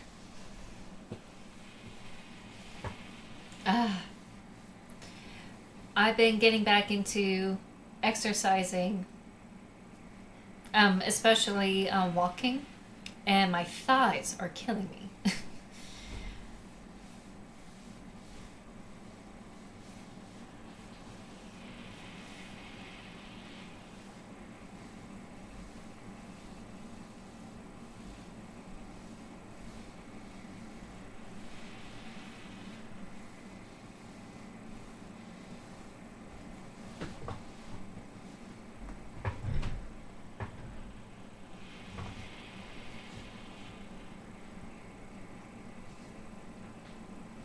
you're back already? If you want to go ahead and get an oracle reading, you could just use the one card, and I'll just do that for you.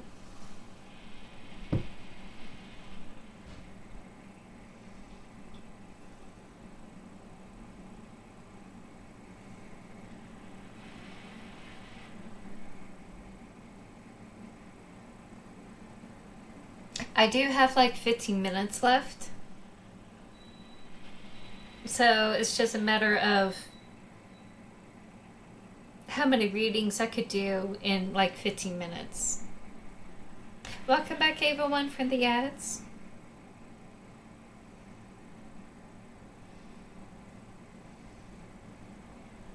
Oh, well, I'm done with my coffee.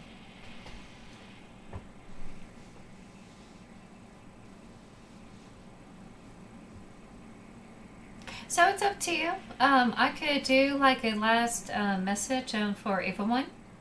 And if you want to save that for next time, I don't mind either way. No pressure.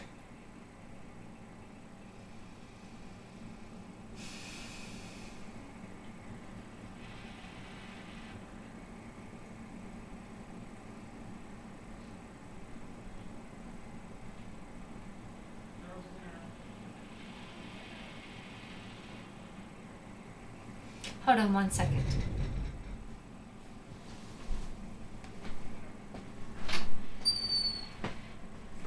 I'll be there after I'm done.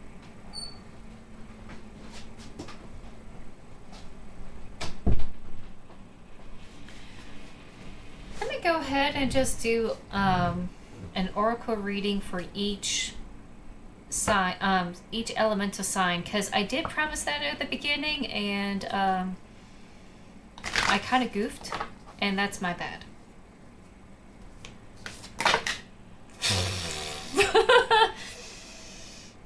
Okay. Which one is going to be the water sign? Which one it is? So, water signs.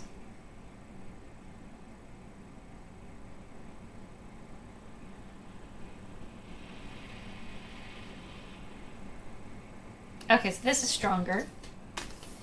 We have the Archer.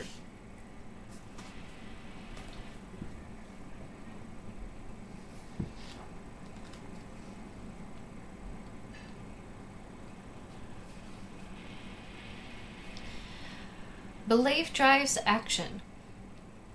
With unwavering faith and forward motion, aim, shoot, and hit the target. Momentum sustains success. The archer shoots her bullseye through groundwork, precision, and full awareness. Implement these strengths to hit your target. Get clear on your core values and set aims that align with them. Eliminate the good enough goals that are getting in your way. Keep your eye on the prize, water signs.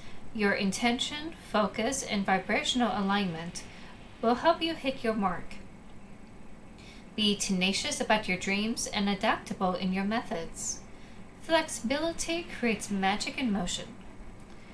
Know that obstacles are just detours in the right direction, so when something challenges you, declare to the universe, I strategize, twist, and move on. Release what you cannot control, concentrate on what is working, and trust in a higher power. This pivotal shift will convert a breakdown into a breakthrough for you. Abandon unnecessary worry that might be holding you back from reaching your desired outcome. Once you decide to let go of fear, it's off your shoulders and in the hands of the cosmic archer. Then you can focus on creating a clear and positive headspace to attain your dreams. Trust in yourself and in the generosity of the universe. Overreacting, forcing, and pushing only restricts your natural flow.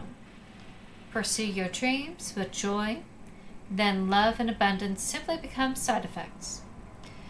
To take grounded action, anchor yourself in the present moment and the blessed earth. Ask for a clear sign to guide you onward and upward to your destination. The hunt for more meaning in your life will guide you home to your soul. Remember why you came here, water signs. What you are looking for has been within you all along. Everything you need is encoded in your celestial blueprint. Your blooming inner calling to serve ignites your every move. Bring out your hidden talents, passions, and higher purpose to brighten the planet and humanity with unique vibrancy and color. You have a vast creative capacity and intuitive abilities to make your mark on the world. Focus on higher service, and the universe will match your contribution and support your goals. Okay, not bad. It does require some pivoting during these times, but that doesn't mean you have to let go of your goals. It just means you have to make some adjustments. Okay, fire signs.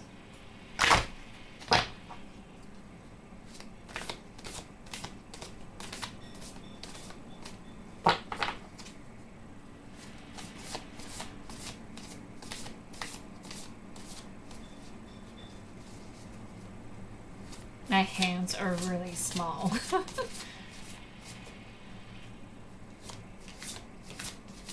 There we go.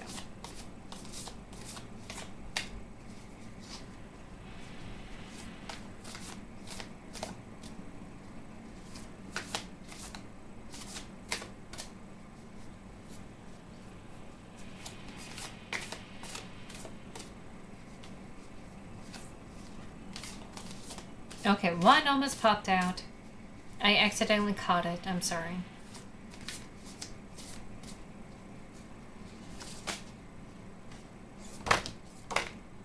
Okay. It's one of these. Okay. Okay, which one is it?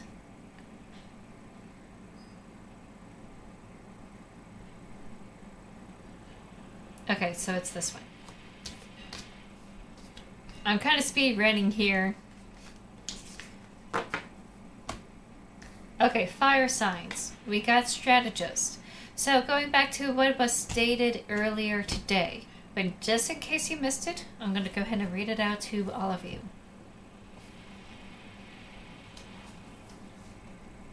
Desire for knowledge evolves the soul. To discover true wisdom, think for yourself. Inquisitiveness is exquisite curiosity at play. Socrates, the ancient Greek philosopher who pondered the meaning of life, implores you to be more thoughtful, curious, and open-minded. Embrace your halo of wisdom. As a deep thinker, others seek your leadership and intellectual advice. You have a natural gift of making the incredibly complex feel simple, logical, and easy to understand. As a strategic visionary, your balanced approach integrates creative insight and profound inner knowing with common sense tactics to find solutions that benefit everyone. It is time to see the bigger picture, stepping up and advocating for a global cause that heals, not hurts, the planet, attracts like-minded supporters. Collaboration is key. A joint undertaking brings together a wide range of skills that advance your cause. Get clear on your priorities and what is truly needed to support your collective mission. Open your mind to creative insights and innovative ideas. You are part of an evolutionary shift that unites, benefits, and lifts the cosmic vibration. Wonder is the foundation of wisdom, so trust in your own inner knowing to make up your own mind. Be curious, ask questions, explore a wide range of facts and concepts before you make a decision. Unyielding stubbornness prevents you from seeing the opportunities and solutions available to you. It's okay to change your mind and see things from a different perspective. Approaching situations as the observer, not the judge, expands your understanding and wisdom. Being open-minded creates an environment to learn, grow, and discern with a balanced vantage point. Be compassionate. Everyone is doing the best they can with the cards they have been dealt. Kind, thoughtful, and respectful communication creates better outcomes for all. When faced with confrontation, stand in your power with empathy. The ability to suspend judgment and see things from other perspectives will serve you well. So this is making sure you get all the information before you dive in. Going back to that reading earlier for you, fire signs. Okay. Earth signs.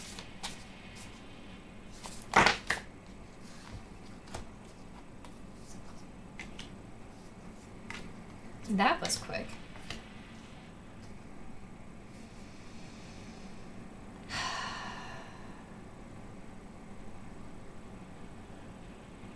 Okay, so it's this one. And we have Seeker.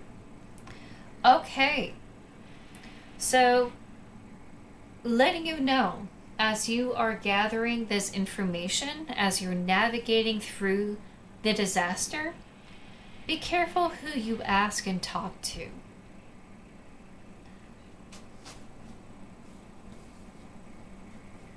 Okay. So we're going to dive into this one.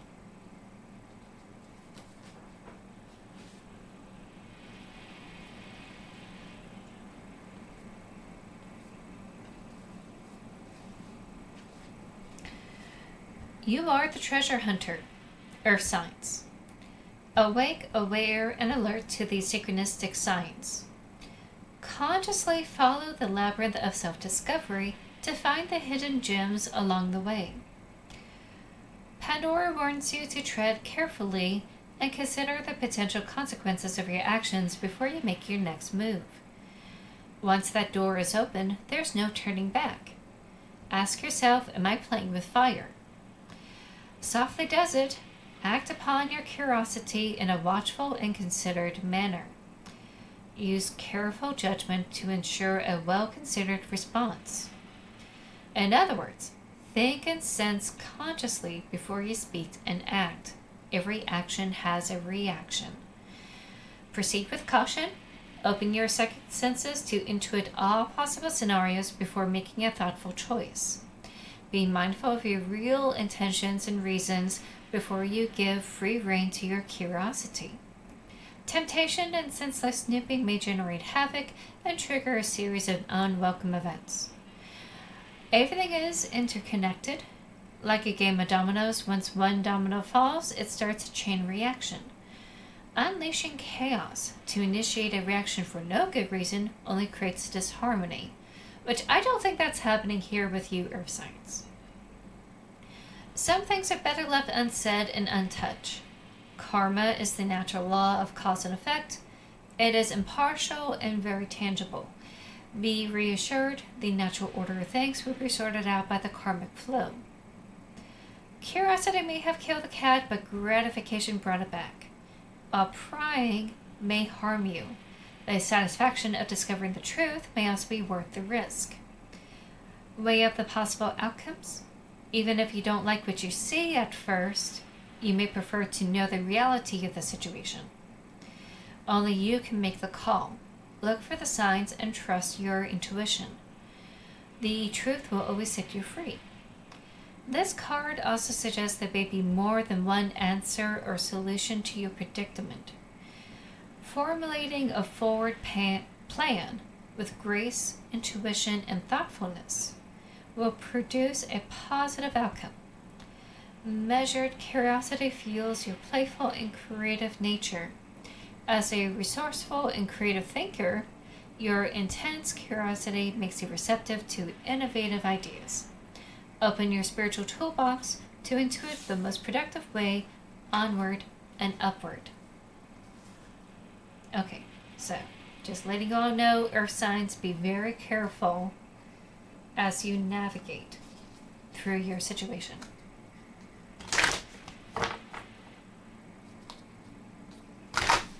We are not listening to that. There we go. All right, last but not least, air signs. Okay, well, let's see what we have here.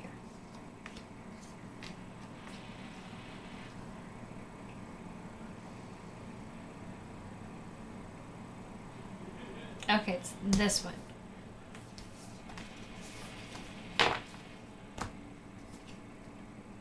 Temple. Okay, so we mentioned this earlier today, but just in case you all missed it, I will go ahead and repeat it. It's about how to create that sacred space that was mentioned in the Empress Reverse.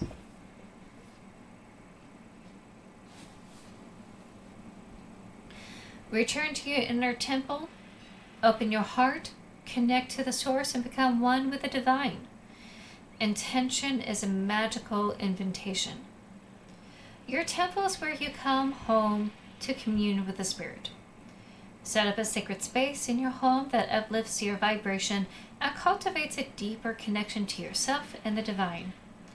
A dedicated altar or sacred space acts as a physical anchor for your spiritual practice. Layer the magic by including objects that symbolize love, grace, and beauty for you. Find your power spot, a place that speaks to your soul and connects you to your higher self. This may be a blissful garden or a special place in nature, within your own home or at your office. It can be as simple or as elaborate as you wish. The main thing is that it is meaningful for you. Excuse me. Your power spot is a peaceful shelter which calls you home to your core to recalibrate and reset, your very own slice of heaven. Daily devotional meditation practices clarify your frequency and expand your ability to receive intuitive messages. Grounding with the Earth Mother establishes a connection between heaven and earth while restoring your natural equilibrium. Take your shoes off and stand barefoot on the earth. Get your hands in the garden. Savor the earthy scent and breathe in the fresh air. Mindfulness practices help you stay rooted to the sacred now. Breathe and allow yourself to be present in the moment. Pay attention to the intuitive signals that pulsate through your body, as these physical sensations are often spiritual validation. Trust your gut, as your intuition never lies. This card also serves as a reminder to look after your physical body. We talked about this in the Empress card. It is the temple and home of your soul while you're here on earth. Remember, you are an extension of the divine. Reclaim your crown and open your heart to reconnect with the oneness, wholeness, and holiness of all that is. You may also be guided to hold space for a circle, creating a nurturing haven for a community to come together in devotional communion with Spirit. Okay, so very much like that Empress card, just letting you know about that. And that's going to be it for today's stream. I'm going to go ahead, just end it here. There's going to be no raid today because I really do have to run, and I do apologize about that. Be sure to keep a lookout on Blue Sky when I do ask about like what y'all would like to see on YouTube. I am planning to upload these VODs on YouTube anyway. That will happen down the road. I'll try to put that up there so y'all could like so that way when you do miss out and you miss the VODs that are on Twitch, you'll be able to find it on YouTube and enjoy it on there. But for short mediums, I really don't know. So I would like to know what you all think. And that would be coming up pretty soon on Blue Sky. But until then, I'm going to end that here. Thank you so much for watching today, whether you're here earlier on the stream or like right now. Do self stuff. It's important. Yeah, definitely. Take care of yourself. Do make sure that you look through everything that's like in the fine print. For sure. Suss out the situation. For sure. And also taking care of yourself. Absolutely. I hope you all have a wonderful rest of your week. I love you very much. Please do stick around. This coming weekend, I'm thinking of a fun game to play. Something a little bit nostalgic, at least for me. Something a little bit more calm. But no guarantees if I'm going to keep it that way, because I do like my horror games. But yeah, something really nice and chill for this coming Saturday, hopefully. But until then, take care of yourselves, love yourselves, make sure that you keep yourself safe and calm, and I'll see you all next time. Bye-bye! Thank you so much for being here. I really appreciate all of you, whether you're a VOD viewer or like a live viewer. Thank you so much. And I'll see you next time. Bye-bye.